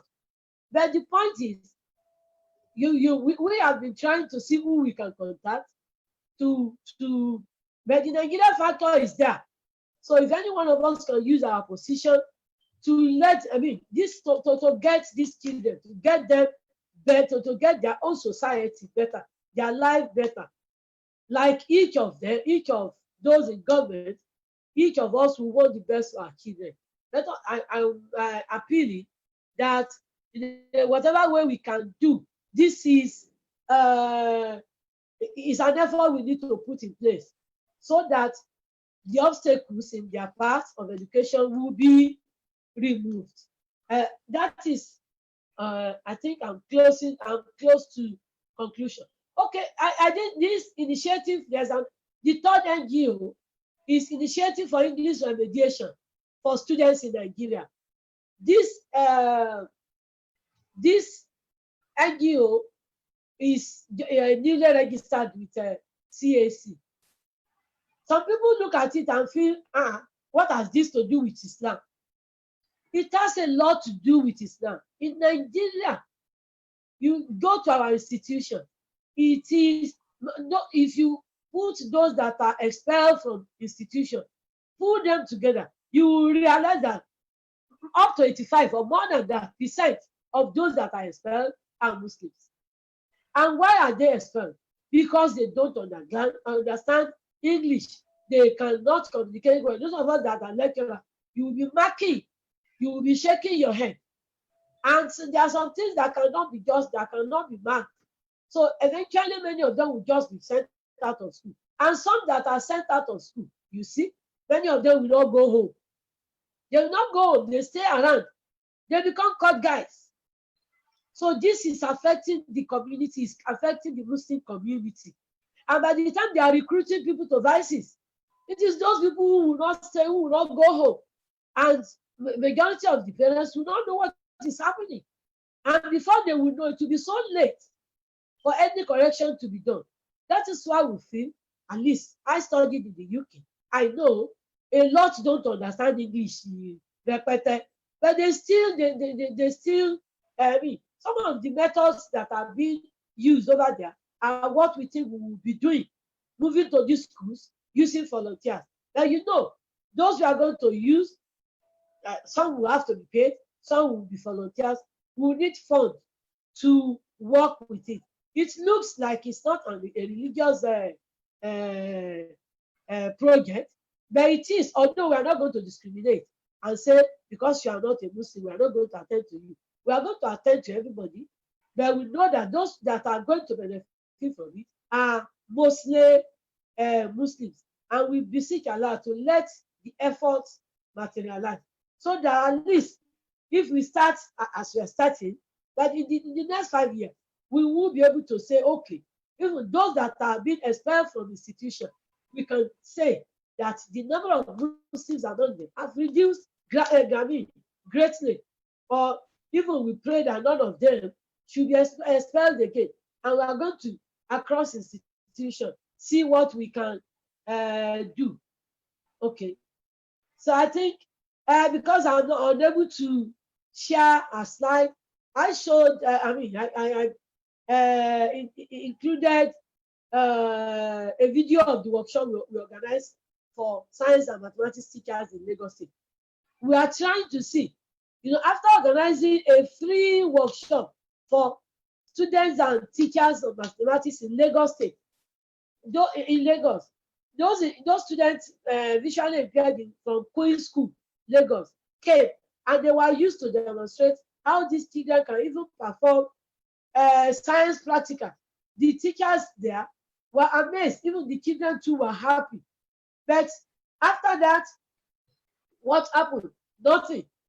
So, and some of the things that we produce, because we produce resources that can be used to ensure that these children also have a better opportunity. And in conclusion, I think, like I said, for those with special needs, they need to be considered as human beings by us as individuals and by those in government. And as a family member, we should accord them the type of expectation we expect from the normal child, because a lot of them from experience have unique qualities. They have unique qualities. And like I said, I was unable to go deep on the non-physical disabilities that I listed. Emotional. Some of these areas are not yet being understood. Emotional, a lot also in terms of the family matters that has been discussed. A lot have emotional issues that needs to be identified as special needs by our community.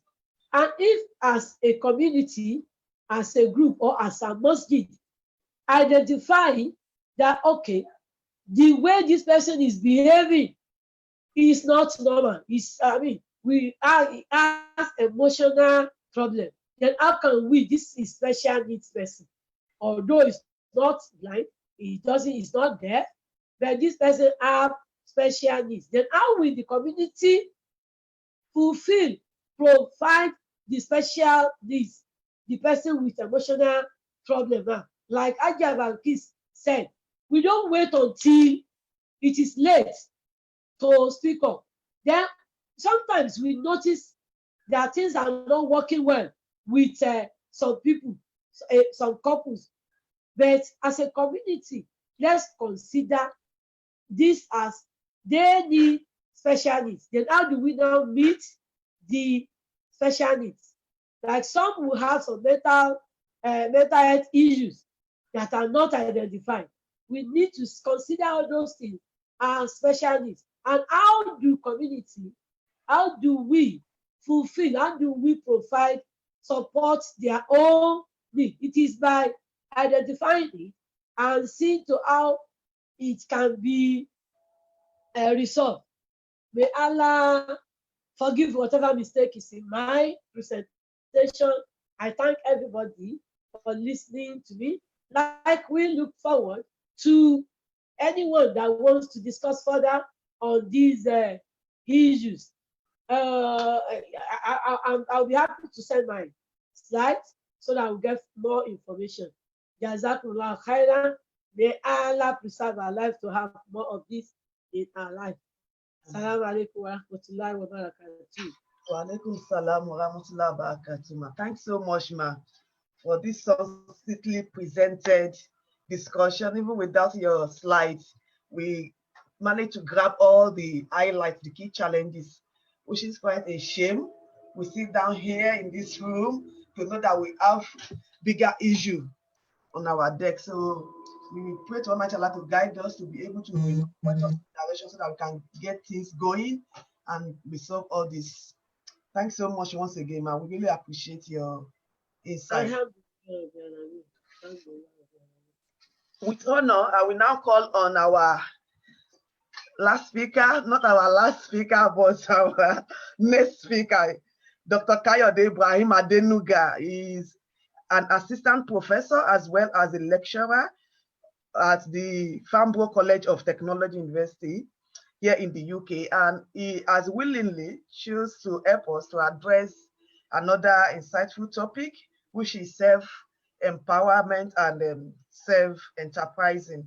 So within the context of responsible business and responsible leader, and we hope to hear from him as he will explore the last question, which is, what are the alternatives, to getting a graduate job? Because we quite aware of the challenges around first-class degree graduates struggling for job. I remember there was a time when I worked in London, and this particular student, I'm not going to mention the name of the university, he was holding this, let me say, kind of a paper, and he wrote on that to get the attention of people that he is a first-class graduate and he's looking for a job.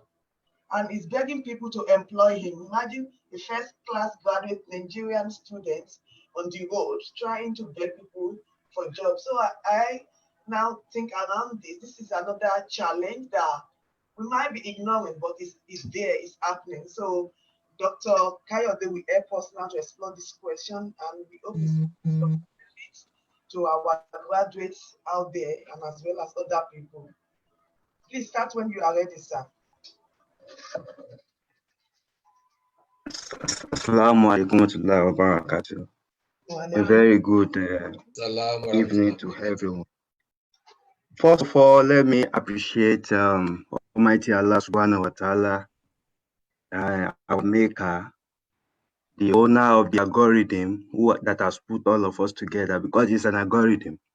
Allah subhanahu wa ta'ala is the best computer scientist. He created an algorithm that created all of us in different parts. We have been through different journeys in life. And he has now brought us together to serve because he knows we have passion to help humanity. And I think that is why he has brought us, all of us, together today. Alhamdulillah Rabbil Alameen for this. And I'd like to thank our host, Dr. Kafaya, for our sense of ingenuity, for creating this to serve humanity in general. I thank your efforts. I salute your courage. May Allah subhanahu wa ta'ala continue to strengthen you. I'd like to thank those who have spoken before me in the way they have spoken.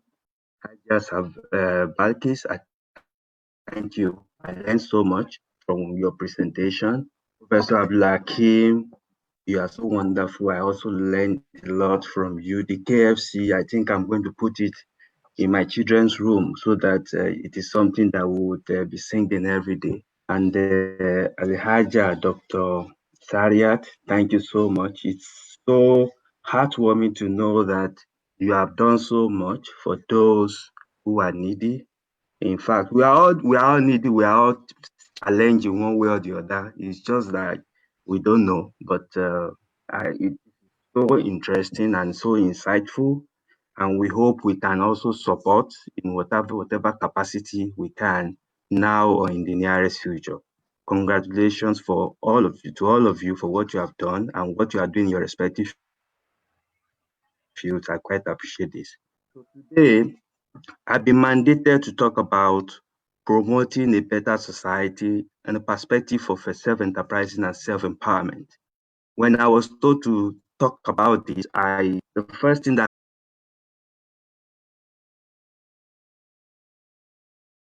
we must have our individual role in ensuring that we have a responsible business that makes life interesting. It's not always about creating a product. We have people who have created services, who have done things that they've written books, they've made so many presentations, they publish a lot of stuff, they create things that are abstract and things that are actually physical. All of this constitute what is understood to be a kind of responsible business. Now, after that, we also need to have a responsible leader to coordinate everything that is going on within the responsible business, between the responsible business. We need to have a responsible leader that has integrity, that is open-minded, that is taking a long-term perspective, that demonstrate ethical behavior, care for people, and communication. So the people who have spoken today, you can see that in their respective field, they are responsible leaders. They try to see how they can contribute their bit towards making the society a place to live.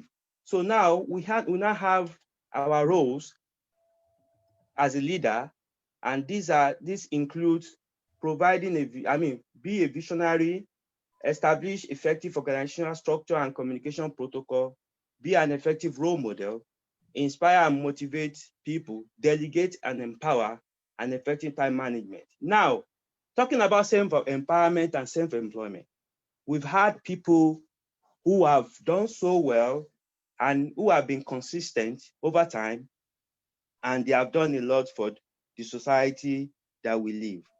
One of them is, according to my presentation here, we have Chief Okoya Thomas.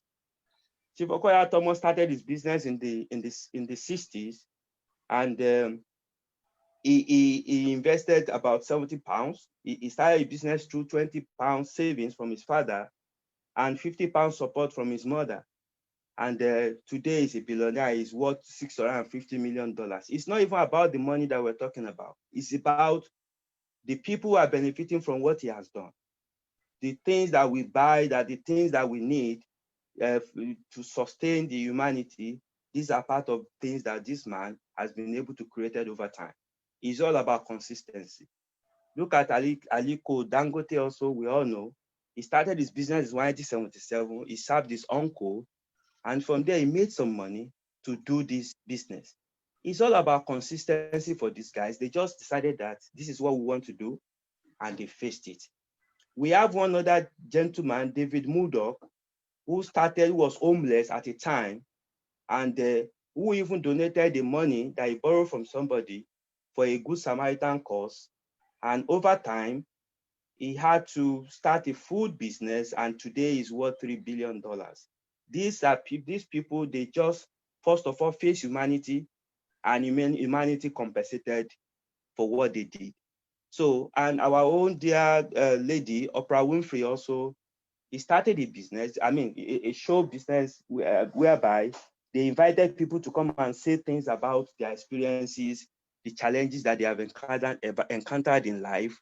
And as a result of that, they were able to, she was able to worth a lot of money. But again, don't let us get the wrong impression that it's all about money. No.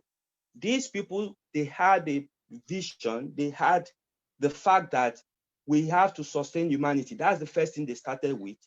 And as a result of their passion to sustain humanity, God compensated them, and today they are who they are. However, because we live in a society as well. We live in a society whereby people want quick fix. To be honest, there is no quick fix in life.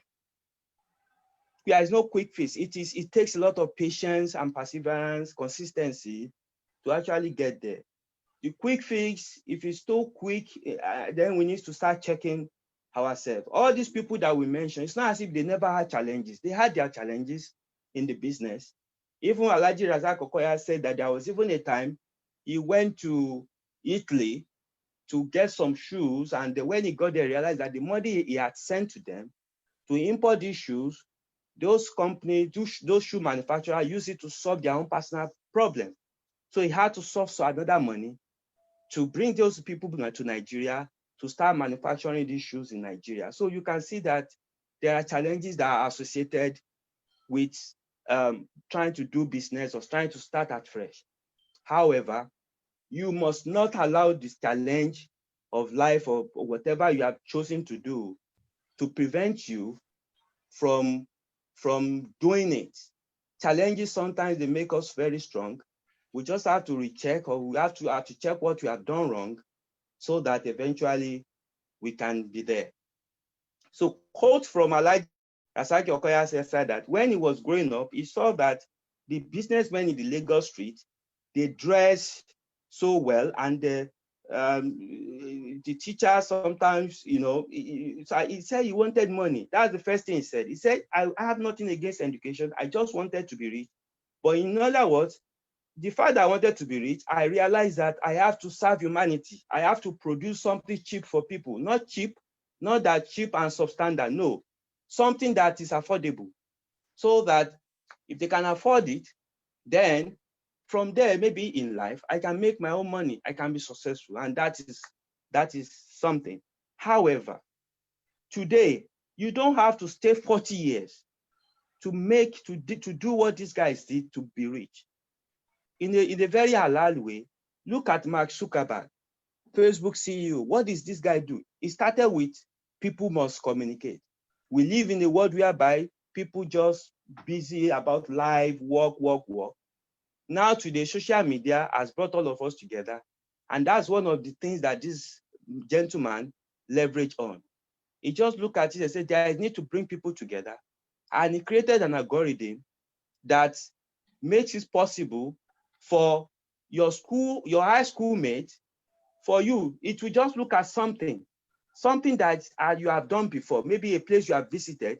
It will not try to peer that, algorithm will not try to process that you must have met this person before, you must have met this. Do you know this person? Do you know this person? Definitely you click and you people be connected, and you become, you try to reestablish a good relationship. So from there, people started using that application. They started making comments. It started generating a lot of traffic. And from there, Mark Zuckerberg eventually made his money. Yeah, that is it. Nobody's getting, we are not paying to use Facebook. But today, this guy was 96 billion. So he started with, I am not interested in profit. I know my profit will come later. But the first thing I want to do is to bring people together. And that's a very smart way. Look at Jack Ma, chairman of Alibaba Group. That's the same thing he did in e-commerce, and Jeff Bezos. And we have a young woman, just like what Dr. Saria talked about. I think this Animari Imafidon, it belongs to the same, what she's doing is also similar to what Dr. Sariat is doing in the area of STEM. STEM is about science, technology, engineering, and the mathematics. So she also looked at women in the society, the young women. She realized that many of them, they didn't want to, go to STEM. They didn't want to have anything to do with STEM. So she's trying to create awareness for people to invest, especially young women and girls, to invest in the STEM. So these people, we are not talking about money now, we're talking about what they have done to help humanity, and that is what is coming back to them. However, despite what they have done, are there still challenges in the society? Yes. yes, the problem will always be there. The challenge will always be there. What they have done, for instance, Mark Zuckerberg is still facing a lot of lawsuits today due to privacy and confidentiality. So these are what some people can leverage on.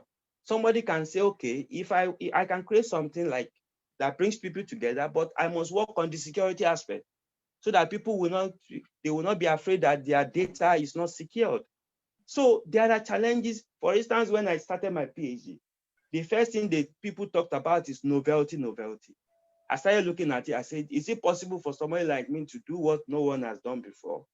And I said, when people have done a lot of problems, they have solved a lot of problems. There are lots of great papers that have been written. So who am I to solve something? I said, okay, let's see how far we can go. But the more we look, by Allah's grace, we're able to at least do something to contribute to what others have done. So what we are trying to say in essence is that the challenge will always be there. We just simply need to look at what has been done, what deserves to be fixed in the society. Initially, we will not be looking at our pocket, the money to gain. Let's say we are investing, and to be honest, to invest in application apps these days, it's not even more than 100, 200 pounds. You could start something. If you are somebody who sells hijab, Al-Quran, or you sell books, you can as well create an app that puts all of this. You don't need a shop. Some people, the first thing they start thinking about is, how am I going to get a shop? No, e-commerce these days, you just need to create an application that put all of those, that showcase all of these things you have to sell. Then you put your price on it. You design it in such a way that when money is paid, it goes to your account. Then you partner with a courier company that gets their product delivered to them, because you have to ensure that integrity is part of what you sell in whatever business you are choosing to do. Businesses like this do not require, it requires, first of all, thinking that how do I solve this problem? What is the problem in society? How do I go about this solving problem? But before you identify there is a problem that you need to solve, you must first of all try to identify your purpose in life. Why am I created? Why am I in this world? What am I here to do? Just in a nutshell, we have humanity. We created a framework that looked at humanity and society together. Then I have you and I.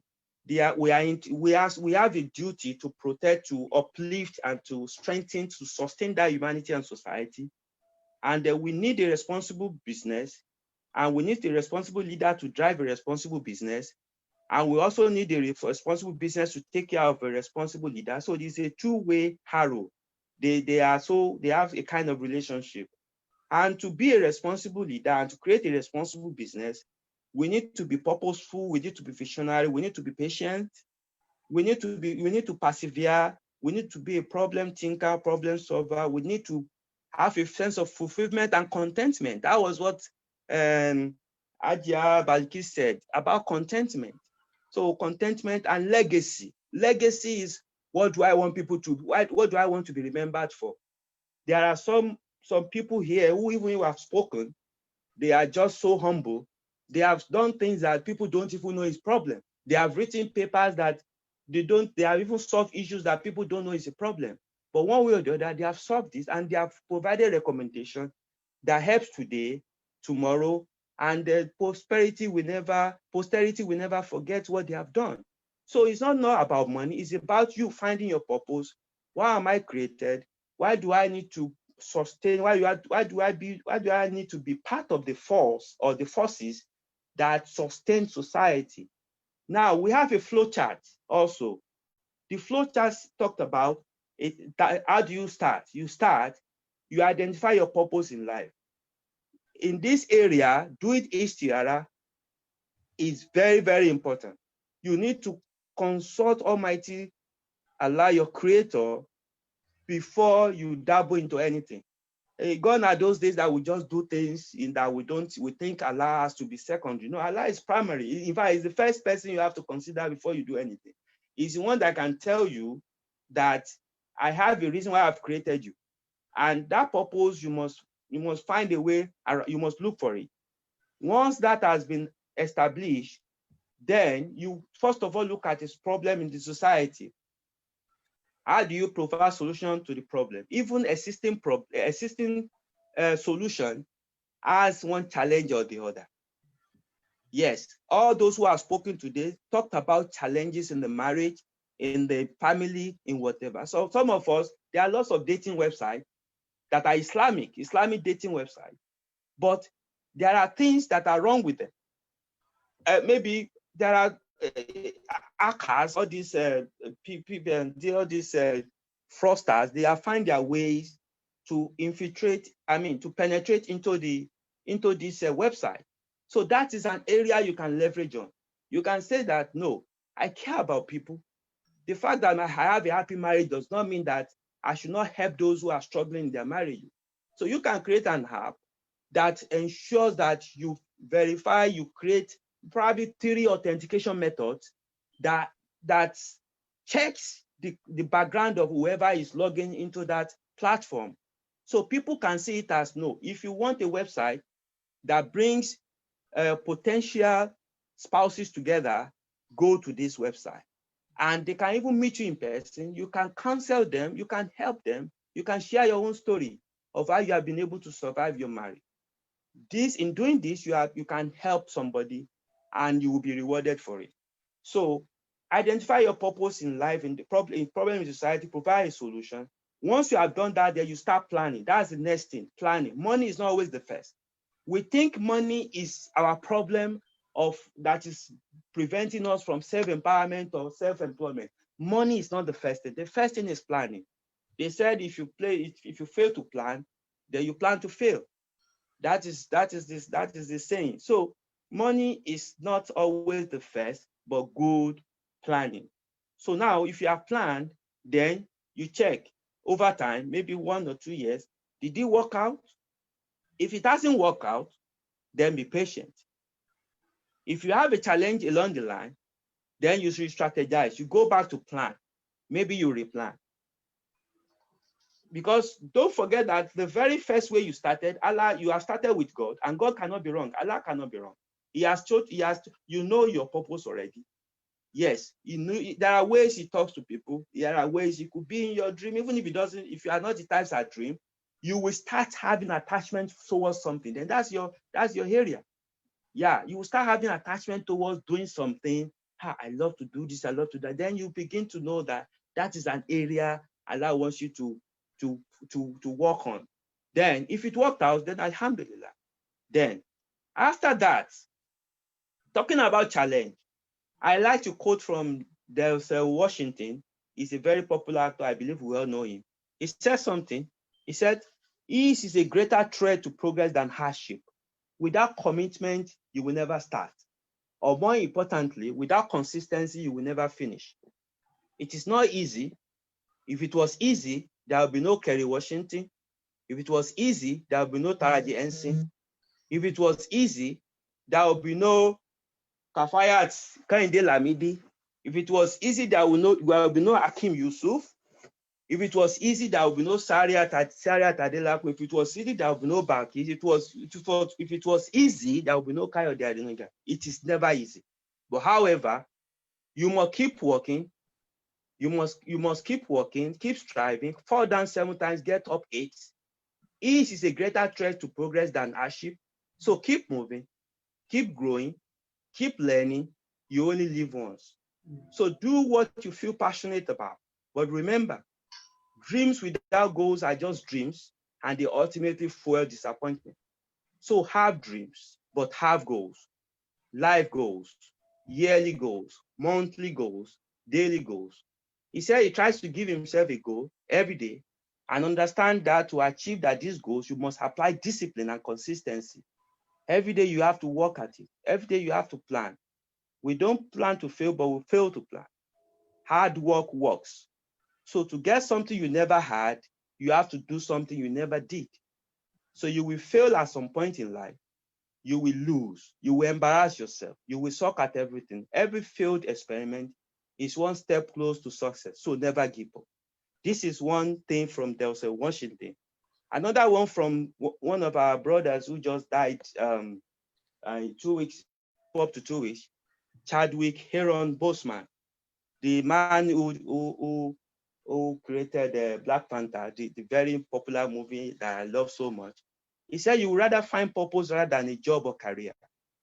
Purpose crosses discipline. Purpose is an essential element of you. It is the reason you are on this planet. At this particular time in history, your very existence is wrapped up in the things you are here to fulfill. Whatever you choose for career path, remember the struggles along the way. The struggles along the way are only meant to shape you for your purpose. When he dares to challenge the system that will relegate them to stereotypes and with no clear historical background, no hopes for talent. But when he has questions about the methods of portrayal, a different path opens up for him, the path to his destiny. So when God has something for you, it doesn't matter who stands against it. This man had been diagnosed of colon cancer since 2016. But because he knew he was created for a purpose, he kept doing what he was sent to do, and posterity will never forget him. He never allowed the life-threatening disease to weigh him down. He had indeed left his footprints in the sands of time. So finally, remember this. Sometimes in life, everything goes smoothly, and sometimes unexpected happens. It's like a pencil. If you try to break it into two, you think everything finished. No, you can sharpen both ends, then you have two pencils. And sometimes unexpected happens. Important thing is knowing how to turn problems into opportunities. Finally, again, let's allow ourselves to be a beginner. No one starts off being excellent. We learn gradually and we rise by being consistent and by persevering. We rise again by lifting others, because when you take care of others, Allah subhanahu wa ta'ala will take care of you. I think from here, I would like to draw the curtain. Then let me apologize for the itch that came along the way. I am so sorry. I think it's all about, nothing is perfect. We'll continue to be better day by day. I thank you all for listening, and God bless. Thank you so much. We really appreciate your contribution, Dr. Kayode. This is a case-driven presentation. Thank you once again. We understand the disconnection issue, the technical issue. There's a little that we can do about it, but you summarize it so well. Thanks very much once again, and we all appreciate your discussion. Before I proceed to the Q&A section, allow me to quickly summarize the knowledge hub method. The last part I was about to talk is on collaborate in terms of a broker. For the graduate out there looking for a job with a first-class degree or certificate, sometimes education is good. That's why we are all here. But sometimes we need to do something different. We need to take a different approach. So as a broker, you can collaborate with somebody. If you know someone's story or you know someone who has been through a challenge, you can collaborate with them to share their story. You never know. Or you can collaborate. For example, Dr. Zari has pointed out so many challenges. There are a lot of issues that need to be resolved. So these are the ways that you can come up to find solution to the societal problem as a broker, or by sharing a message, or as a reporter, or even utilizing your skills, your expertise, your knowledge, or even your experience. And the other side of it is what I would discuss, career paths. Firstly, have we talked about becoming a consultant, like mental health consultant, or even a coach? With your coach, you can coach anything and everything. There are various aspects of coaching. You can become a fitness coach, or a health and well-being coach, or even a spiritual coach. Think about all these different aspects. You can equally find your way and also earn in this world and in the year after in a halal way. That's that about the other alternatives that I was previously adding to before Dr. Kayode comes back in. So now we're going to move on to the Q&A section. And what I will do is I will be assigning the questions to our speakers based on their track talk. And there are some questions that I will give to like couple, like Dr. Kayode and Professor Abdulhakim, or Dr. Sariat and Ajia Balikis. So the first question, we go to Professor Abdulhakim. Are you ready, sir? Yes, I am. Thank you. We have, what are the healthy ways and strategies to finding love and selecting the right spouse? Some of these questions have been touched on, but now we want like summary part of it from you, sir. Healthy love, yes. The first way I would say is for us to just drop those love story books that are big, that were very common when we were young and still are making the rounds. For those who were in my generation, Mills and Bones and all of those things. I used to call them, he loved her, he didn't love her, then he loved her again, and it went on happily. Healthy love. Allah subhanahu wa ta'ala tells us in the Quran that our marriages should be based on love and respect. But what does love mean? It is not infatuation. We should separate infatuation from love. And healthy love in Islam has basis. The first basis is that you share the same worldview. For those who have been married, and alhamdulillah, we have, I believe, quite a good number here for years, you will find out that physical love is the least of things that actually, or physical attraction is the least of things that sustain relationships. Mr. Handsome and Miss Beautiful. No, you have to share ideas which would sustain you beyond physical looks. Allah said, Allah said, marry women, and of course, men too, who look pleasing to you. Yes, there is a place for that. And I'm not saying you should look to love ordinarily in the first place, people who don't look pleasing to you, but we should look beyond the physical. The real issues that will sustain our marriage, because this is the whole thing about the love here in this context, are higher values, values of respect, of tolerance, of humility, of patience, of perseverance, and shared values generally is the way, as far as I'm concerned, that we can look for love. Look for someone who you will trust, who trusts you. Don't look for someone who says, I can't trust anybody. It would be a problem later. So we should consider physical attraction, but it should just be one element. Healthy love will be something that thrives on values. It will, why? Ajaseri had said something very important when she was talking about physical disability, and it has very recently been brought to the fore. There was an example, there is not worse, there is an example of a young couple. They had their marriage today, and tomorrow, the next day, the groom had an accident and lost one of his legs. Do you see how? They married today, and the very next day, the groom had an accident and lost one of his legs. His leg was cut from the accident. So if it's all about him being tall, handsome, this is very common now among our young people, that the first thing they are looking is somebody with 6 feet tall, the girls, and then the men are looking for leper, they are looking for people, you know, things that are only existing in, you know, in the books and deceit in showbiz. We need to live beyond that. Healthy love is about shared values.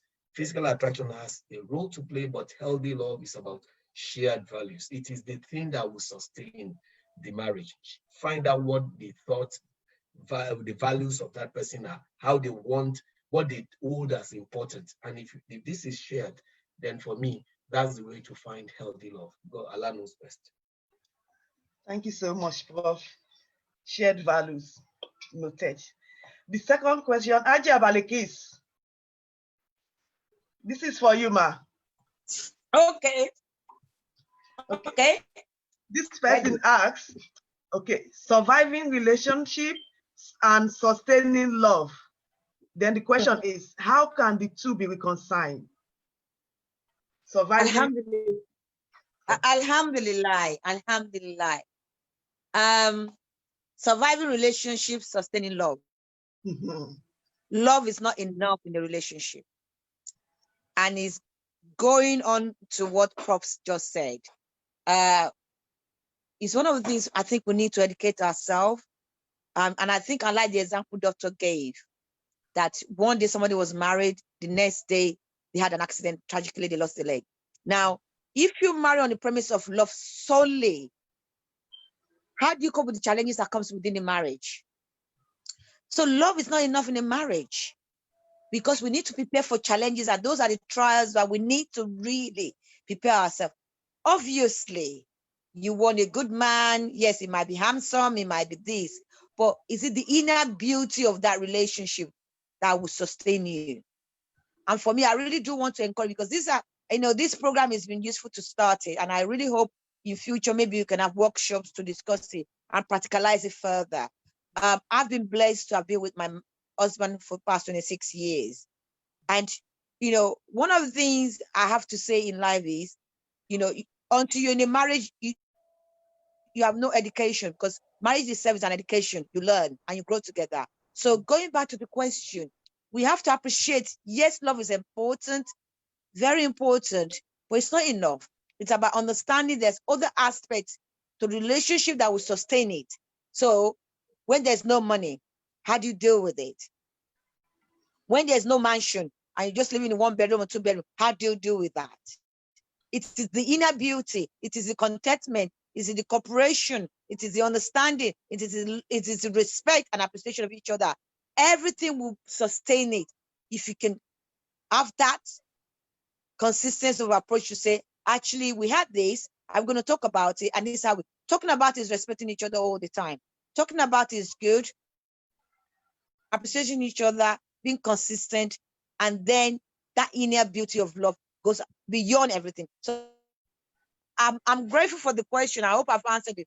It is very much important to know love is there, but love is not enough to sustain a marriage. Enduring a marriage is the test of that marriage, because there'll be times when things will be tough, maybe because it's money, just like we just said during COVID. Some people lost their job unexpectedly because COVID happened. Some people found out their accommodation was too small because they were suddenly, the family was at home. And some people came to England, suddenly it was the wife that was working, not the husband, and they had to cope with that. So I really want to encourage us to say, yes, we love each other in the beginning, but we learn to love each other even more by enduring the test of the relationship. That will sustain it further. I hope I've answered it from that angle. Definitely, Ma. Thanks so much, Ma. Yeah, you did. The next question, Dr. Kayode, are you there, sir? My prof to be, Dr. Kayode. I'm here. Sorry. It's okay. So the question is, what constitutes ethically and socially responsible investments? All right. Thank you, ma'am, for the question. I think it was the youngest, the smallest democracy comes from home, just like what my brother and sisters, what they have all said concerning if you don't have something, you can't give what you don't have. First of all, you have to ensure that your home is tidied.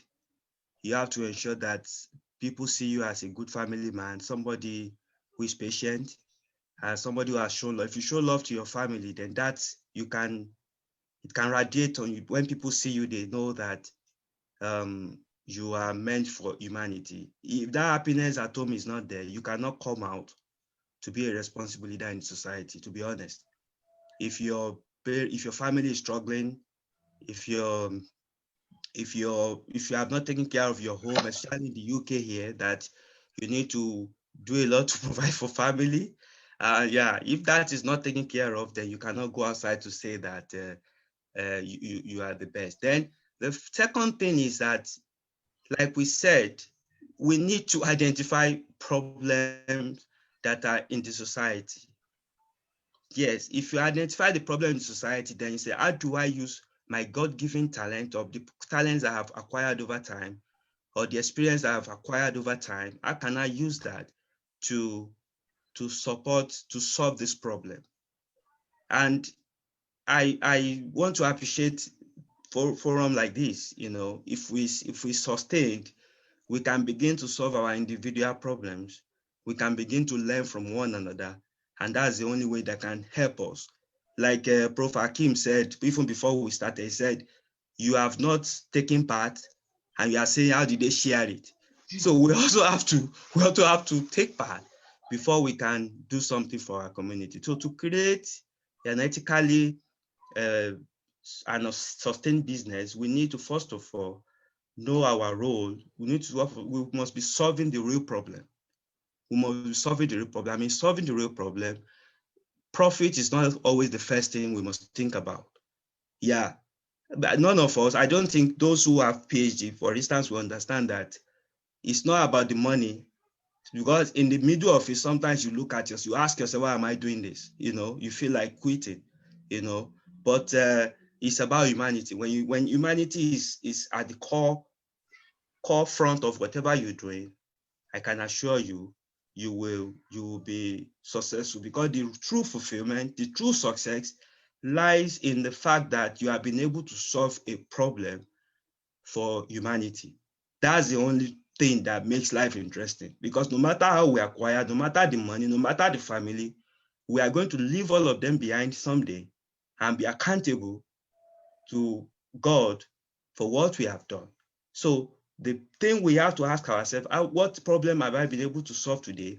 It can be in our own individual way of life, in our classroom, in the way we do whatever we do. You don't have to be a professor, to be a doctor, or to be in your own little way. What are you doing to solve a problem? What are you doing to address this common problem that is facing us? In that, you will be creating something that will come back to take care of you. The two people I cited before, Denzel Washington and Chadwick, Denzel Washington paid tuition for Chadwick when he could not afford tuition in school. But eventually, Chadwick created something and credited it to Denzel Washington. So whatever we do in life is coming back to us. Wallahi, it will come back to us one way or the other. If you serve people, even without thinking that people will pay you back, wallahi, Allah is watching, and it's going to come back to you. And you will be okay, things will be sufficient for you, and you have two rewards. The first one, you are able to take care of your own problem because Allah is one that is taking care of you. The second one, you will be leaving a legacy that people will remember you for. And I think that's the essence of humanity. Sorry, I don't know if I answered the question very well, because I'm not so good at answering questions. So may Allah forgive us where we have made mistakes. Thank you. That's okay, sir. You've done great justice to it. Okay. The next question we go to Dr. Sawet. Are you ready, ma? Okay. I will read it the way this person have put it to me. Okay, I'm not going to disclose that it's he or she. Okay. I believe we all know about money contribution circulation, to me, which is like ajo in Yoruba. The truth is that using this form of circulation approach to support ourselves within our community is not vividly practiced, and any effort is minuscule, that is very small. So the question now is, what educational or influential ways can we adopt or launch to bring this forward as a real change?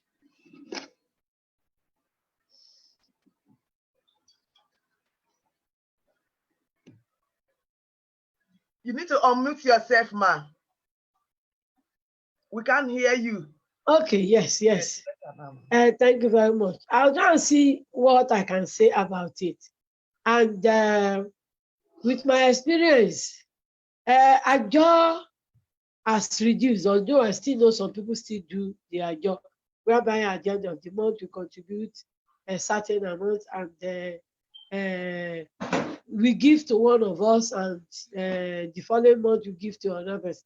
In fact, in the UK there, one of my sons, was assisted in one masjid, in Sheffield specifically. He needed to pay his school fees, balance of his school fees, which is £4,000. In the masjid, I mean, because he used to attend their masjid, 10 of them just, 9 plus him, just came together and agreed to be paying 400 every month. And they put him as the first. So he was able to pay the 4,000 to Sheikh Dalam University. And every month for the next 9 months, he was also contributing. So that's what you say. Ajo is still, people still do it. The only thing is, depends on how close and who you know. But what has actually replaced that in our community here in Nigeria is the non-interest cooperative society. And alhamdulillah, I am an initiator of the one in my college where I work. We call it Anulai Contributions. Is a cooperative society, but we don't charge interest. I think if that is adopted, and alhamdulillah, it is still the organization, the cooperative is still functioning. And I'm aware that there are still there are so many. I learned a lot from a particular cooperative society where I belonged before, which is a non-interest cooperative. And from my personal experience, I initiated it and I was the chairperson for, I think, the first nine years. And I can say that if it is well organized and people are faithful, it could survive. The only thing is people's behavior actually affects sometimes. We were able to do that because they did not a contribution from source. So before you get your salary, the institution will have deducted how much you save and the repayment of your loan. And alhamdulillah, a lot of us have a good record of what we are able to do with it. And a lot of people are contacting me really that if you are able to do this within the institution, we have our building, we have our complex is functioning. That can you do this to, so that people that have retired and people that are business owners outside are contacting. And somehow I am at the point of contacting banks to see how we can. In fact, I was in Gsep Bank last week to see how we can discuss together with the Gsep Bank being an Islamic banking, because it is only if we do it without interest that it will be Islamic. And many of us don't dabble into interest because Allah says we should not do so. So I think if we could go by a non-interest cooperative, we can, and the members will decide to be faithful. Apart from being faithful, then we need to be very strict. If we are not strict, it's not going to survive time. But people, if people want to say, please, I will not be able to do this time around, and they were bending, it will flop. But the alternative I have to Ajo is, I can propose from experience, is non-interest cooperative. And I'm happy to say that even within our college, the non-Muslims imitated when they wanted us to accommodate them. As the chairperson then, I said no, because the way it is, if there is any, we are supposed to do more than Ajo, more than contributing within it. If there might be need to support an Islamic cause. If we have no Muslims among us, it will be difficult for us to do, and we are supposed to be ready to be able to be ready for such any time. So that's an alternative. I think I've answered it to my little knowledge. Yes, ma'am, you did. And I think I'm reading the chat. Maybe Prof want to add something. Prof. Hello, Prof. Yes, thank you. Okay. I really am impressed with what Ajaseri had said, and thank you for that question. I do not agree that Ajo has reduced. I know that even when I was, I know that judges, even judges in Nigeria, judges, high court judges, they contribute their salary, they do Ajo. When I was in the Ministry of Justice, we were doing Ajo, and that's how I bought my first car. So, and here in the UK, I'm a member of an Ajo. So, presently, the challenge, but the idea of a more organized, formal, non-interest cooperative is one that we really need to see, like I just said, how to make it work. So we have a large pool of people in the non-formal sector. It is easier in the formal sector to have something like a levy on salary, like the direct debit, to ensure there are no defaults. But I think those who need it a lot more are also out there in the informal sector.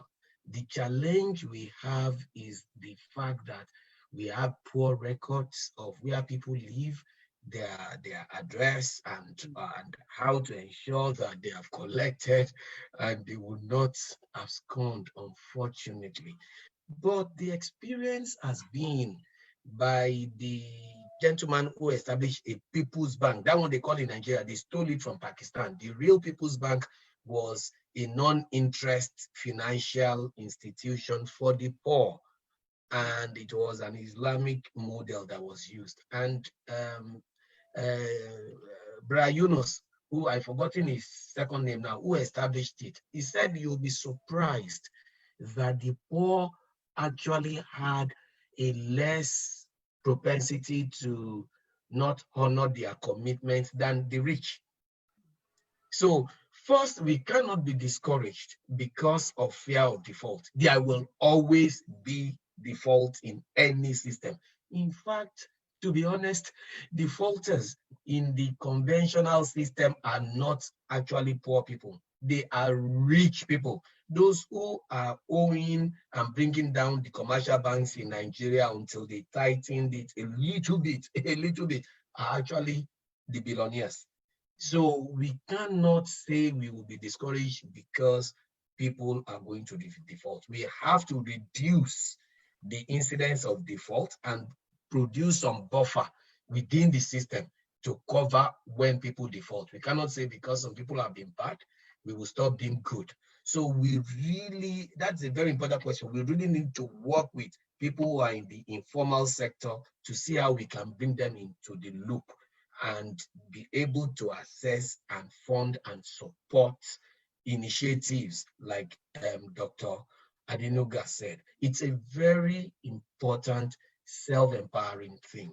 And one of the ways to think around this is through establishing NGOs that can empower with knowledge, enlighten, and serve as a regulator that sets standards so that we have certain standards across the board. And for those like Dr. Seriat who have become experienced in it, you should serve as resource persons and create a network, setting standards and all of that. So if we create a network, somebody who has defaulted here will be blacklisted. This is what happens here. This is the thing that helps to keep everybody here. You are spoiling your credit history. So we should have an NGO type organization that will serve as a repository for maintaining standards. This is what happens here. So a credit check system and all of those. So we need to think outside of the box to address these issues. Dr. Sariat is already experienced in a myriad of this, but I think the non-cooperative idea, especially in our developing economies and in Nigeria, it's something to be embraced. Jai's Bank is there, for instance, too. Jai's Foundation is there to support such things. So I think it's a brilliant idea. I've not thought about it for a long time, and it's such an obvious thing. It serves because it does so many multiple positive things. Allah knows best. Thank you, Prof. Thanks very much. Ajia Balikis, would you like to add anything to the discussion of Ajo? Yes, I would. And I think, without repeating much, is how we can strengthen it.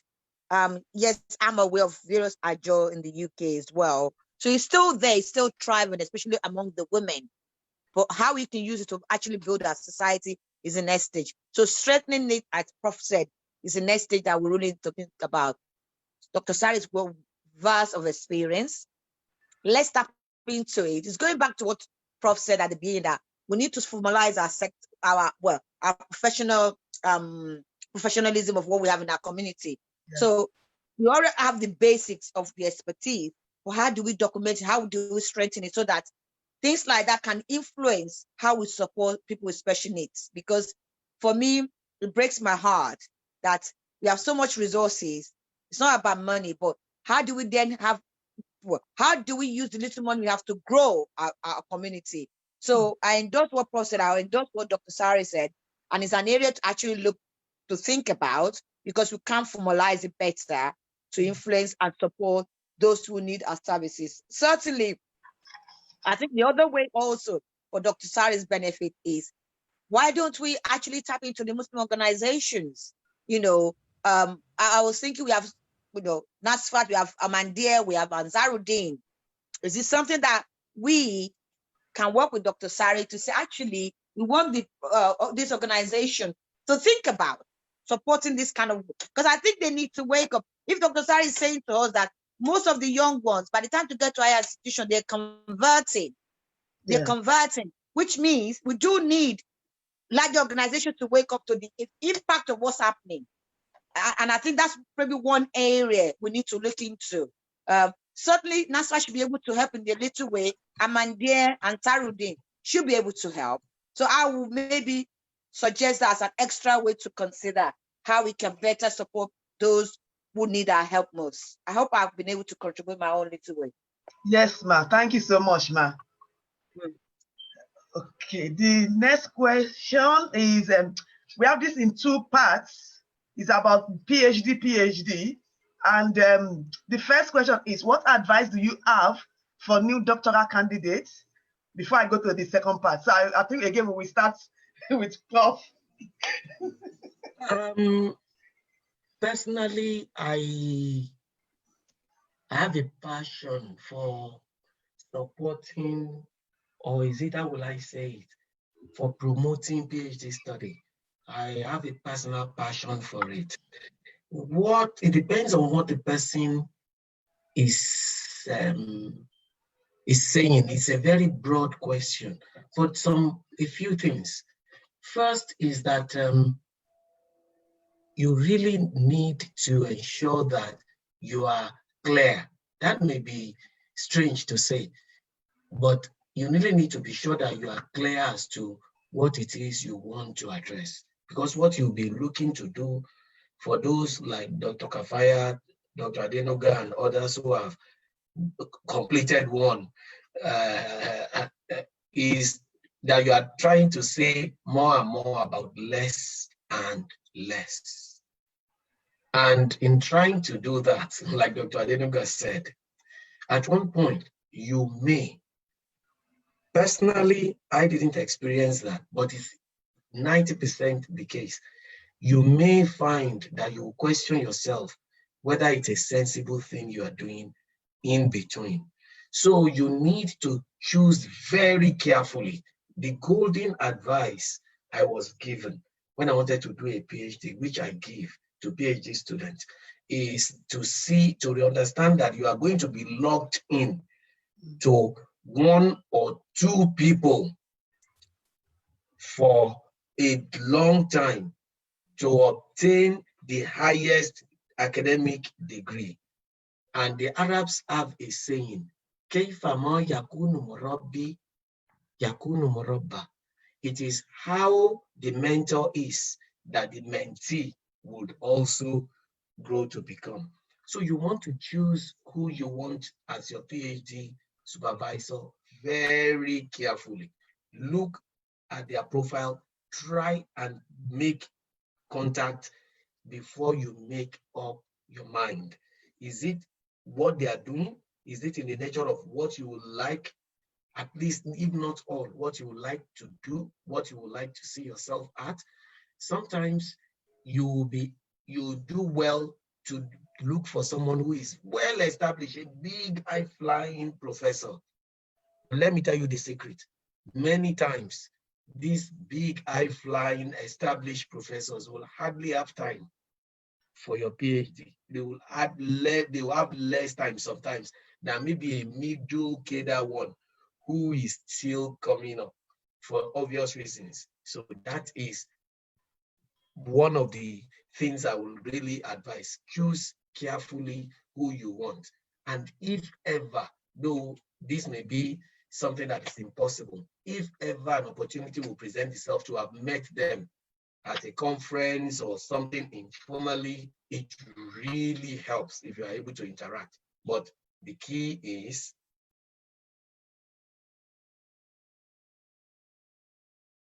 faith. You know, as a woman, I like to believe, you know, that a man will respect me and vice versa, I will respect a man.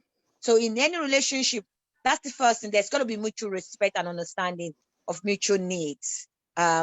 So we have to have that. And then the confidence, going back to what's been said, when there's problem, the confidence to understand there's a problem, appreciate that, and be willing to solve it. Because part of it is dealing with conflicts. In any relationship, there will be conflict.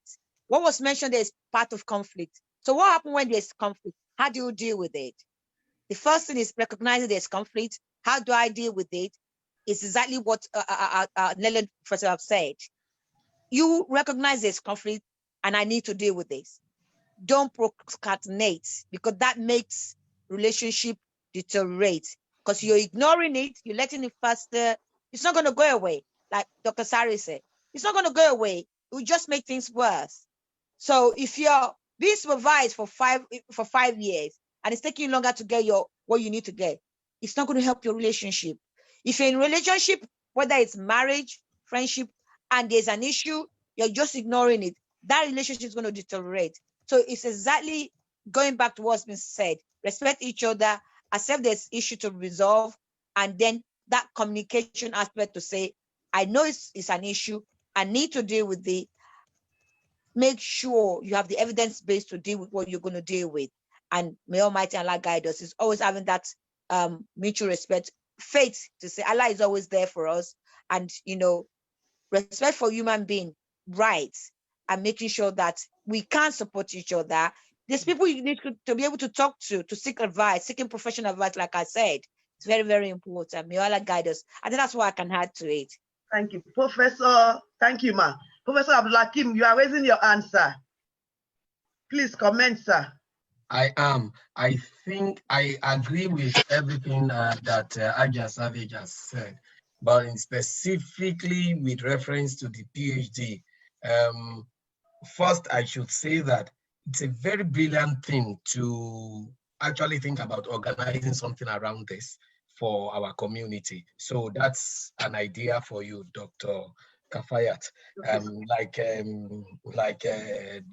Dr. Adenuga said, we are not here to talk about, I disagree with Dr. Adenuga, actually. We're not here to talk about personal experience. We are here to talk about personal experiences, but there is limited time here.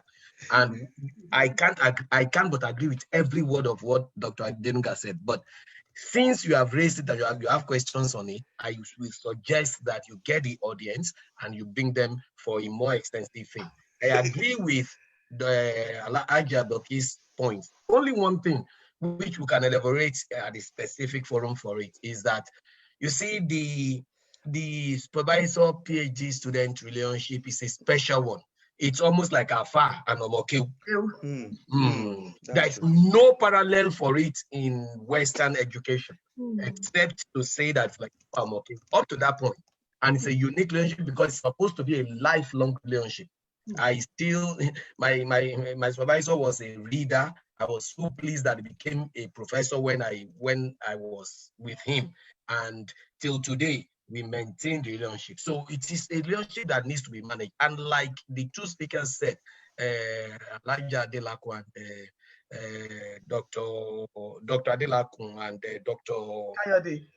Kayode said, if it's not working, you have to opt out. But before it doesn't work, there must have been problems which have not been either addressed properly on either side.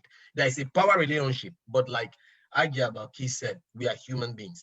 But you need to know that if the way it works, it's a very complex thing. The way it works is that you have a style. The person has their own style. And you have to be upfront about your styles. This is how best you learn. You must let your supervisor know you are unique. This is what we meant that we are all humans. And your supervisor needs to understand your strengths and your weakness. And you need to understand your supervisor's strength and weakness. My students know my strengths. I try to know theirs. And there are different students and different ways you can deal with them. It is not being upfront usually on these issues and recognizing these dynamics that cause avoidable conflict. But if the conflict becomes intractable, please leave. Your success does not lie with doing a PhD in the first place. And your success in the PhD itself does not lie with anybody. Success lies with Allah, like Dr. Adenuga said. But it is really something, to be honest, that is crucial. There is no PhD without the PhD relationship. That is crucial. It's like a marriage. You are coming with your own. The husband is coming with her own. When you were outside, you didn't know that this man, he doesn't flush the toilet as old and good looking as he is. And it is after you have married that you say, so it's a marriage at some point. And if you say this one is not good, you throw him away. You marry the next one, it's not good, you throw her away. You marry the next one, it's not good. Which one? So it's a complex issue, but I really think that it's worth a discussion, and sharing our experiences will really help to give a rounded response to it. But it's something that is more complex than we can handle, given that we have overstretched time, more than 1.5 hours overstretching time already. Thank you so much. Thank you for all the great contributions. The other question I have has to do with back home. This one too, like vice versa. Okay, but the first part is, what can you tell our parents back home who ran courses on their family abroad for not sending something, and vice versa, like those who are here who are sending something back home, but they are not doing anything tangible with it? So they ran courses back. So what can you tell? Anyone can. Oh my God! Can I just make a comment? My contribution. This is unbelievable. Probably another topic that we need a special program to. Unfortunately, we have no social system in our country or in Africa, and traditionally, it is accepted that children support the family, the extended family. That is the norm in our country. The issue is when you're in abroad, you're faced with the complexity of not just managing yourself, your family, and you might not even have your papers, you might have a good home, you're just barely surviving. And then the culture demands that you have to send money home. Now, most of us will have explained that in one way or the other. What I would say in briefly is to say, I have had to review that over the years and say, what can I do? Because yes, sometimes before I even eat every month, I know what I need to send. I know what phone card I need to buy. I know what I need to do. And sometimes I was using overdraft to sustain people because I felt compelled. Traditionally, I have to do it, even though they are not my own siblings. So I'm sure most of us have endured that. But what I'm going to say now is controversial. We need to actually stand up and change our mindset to say, really, yes, your parents, Allah says you have to support them. Those who need, Allah says you support them. But actually, we come first. And this is why I'm becoming more reflective of, actually, I'm overstretching myself. Can I afford this? Do I need to do this? We don't need to question what we do, why we do it. within the context of Allah, Allah's demands of us humanity. Allah demands of us to be generous, to give zakat. I'm not saying we shouldn't do that, but where we live, we need to look after ourselves. We need to appreciate that sometimes we cannot do it all. Like I said in my presentation, we cannot do it all. And we need to be bold enough to say, this is what I can do. But certainly we strive to give our praise while they're alive. When they go, we strive to pray for them. But we must not continually then because other people are doing it, you don't know how they're doing it, they're sending money, they're building houses, and you think you have to do the same just because you want them to know you're abroad and you can do it. You can't do it all unless you're doing something else. We have to look after ourselves and be comfortable. Like people say, home is where the heart is. We stay here for 30, 20 years. I would say we keep going back. I know people my father's age, in the 80s, they still live, they're still going back home, but they're not back home. They live in this country. This is our home now. Personally, it's not because I've lived there for too long, but this is my home now. My children are born here. And for me, it is realization of where is our home, what's our priorities again, what do we need to do in the context of humanity, in the context of Allah, and just appreciating that sometimes we can't do it all. And be honest in our approach, how we manage, and how we balance those priorities. Salam alaikum. Alaikum salam. Any other contributor who would like to contribute to this before we go to the final question? Doctor? Please, let's go to the final question. Okay. All right, okay. Because this is the whole topic on its own. Okay. This question takes us back to where we are coming from regarding family marriage, and we use this question to conclude before I give the concluding remark. Okay, he said, how can we use our marital affairs to generate social value? That's the part A. The part B say, how can we use our family life to increase our economic value? So that's part A and part B of the final question. Anyone who would like to go first, or should I call? Who would like to go first? How can we use our marital affairs to generate social value? It's all what we've been saying, honestly, but just like somewhere, to summarize it. Yeah. Well, quickly, the only thing we've not touched upon is polygamy, because and I just mentioned that because I have to recognize Allah and I have to be mindful that marriage is half of my deen. And one of the things in terms of social and economic, it is statistically said that there are more women in this world than men. And our widow sisters, our bereaved sisters, somebody has to marry them. So in terms of social value, marriage is something that we can use to increase that. So marry more than one wife could be a way if you can afford it, as it says in Quran 4. It's not that I have to marry a wife just for the sake of it. You have to be able to do justice. So for me, in terms of that social spiritual value, yes, there's elements within the marriage dream that says that if you can afford it, you can do justice, you can't marry more than one wife. The economic aspect comes into why you have more than one wife, you're creating another family as well. So that's my little knowledge of it in terms of both aspects, because I didn't touch on it because that is part of the complexity of marriage as well. That's part of the challenge. How do you balance that? How do you deal with that? Some women are not able to deal with that complexity or challenge in their marriage when their husband marry other wives. But it is there as an addition to our deen to say you are allowed to marry more than one wife if you can afford it, or it's how we manage it within the society. May Allah guide us right. Prof, would you like to add something, please, sir? Assalamu alaikum. Wa alaikum salam. Hello, ma. Can I go on? Yes, Can I go on? Yes, ma. Okay. Actually, I've been raising my hand. Oh, I'm not talking about when the man gets a second wife.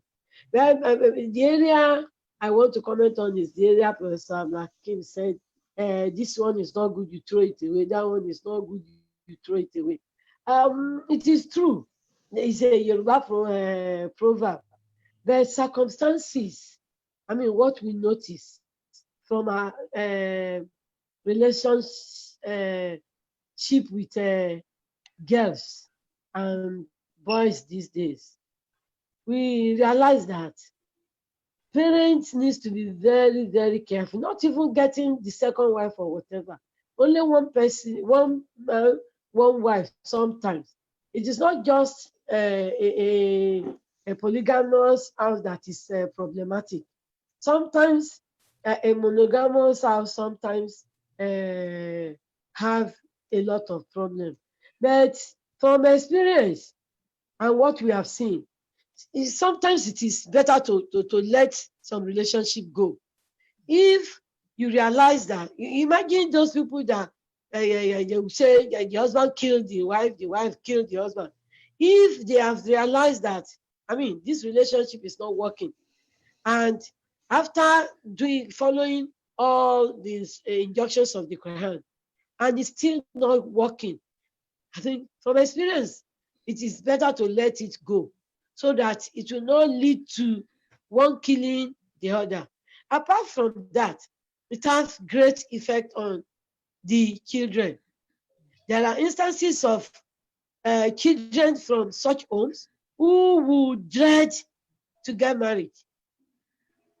And if the relationship has been ended at an earlier stage, it might not, it may have a different effect. But the effect from experience of what we see around might be different from, even be lesser than what happened if such relationship is allowed to be prolonged. So may Allah help us. Amen. Prof, go on, sir. Wa alaikum salam. Thank you, ma. We can't hear you, Prof. It's actually for us to not go on any further because Yeah, it's Maghrib time. Yeah. But I definitely agree with the views of Aja Belkis and Aja Sariat Adelakun. Absolutely. But I think we need to round off so that we can go for Salat. Thank you so much, everybody. Thank you for your time. I really appreciate your efforts, your resources. While we are going for our Salat, I will just put the poll up just to give us, I've put down the notes from Prof and every other individual about what to do next. But this one is just like general topic. But that is it for now. I really appreciate everyone for coming. And thanks to all our speakers. We wholeheartedly, I cross my heart.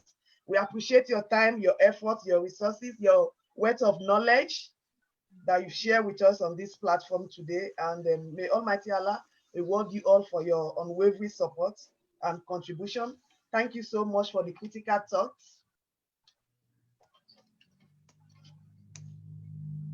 And inshallah, I hope we're going to take something further from here by the grace of God. Thanks, Prof. Thanks, Dr. Sariat. Thanks, everyone. Thank you so much.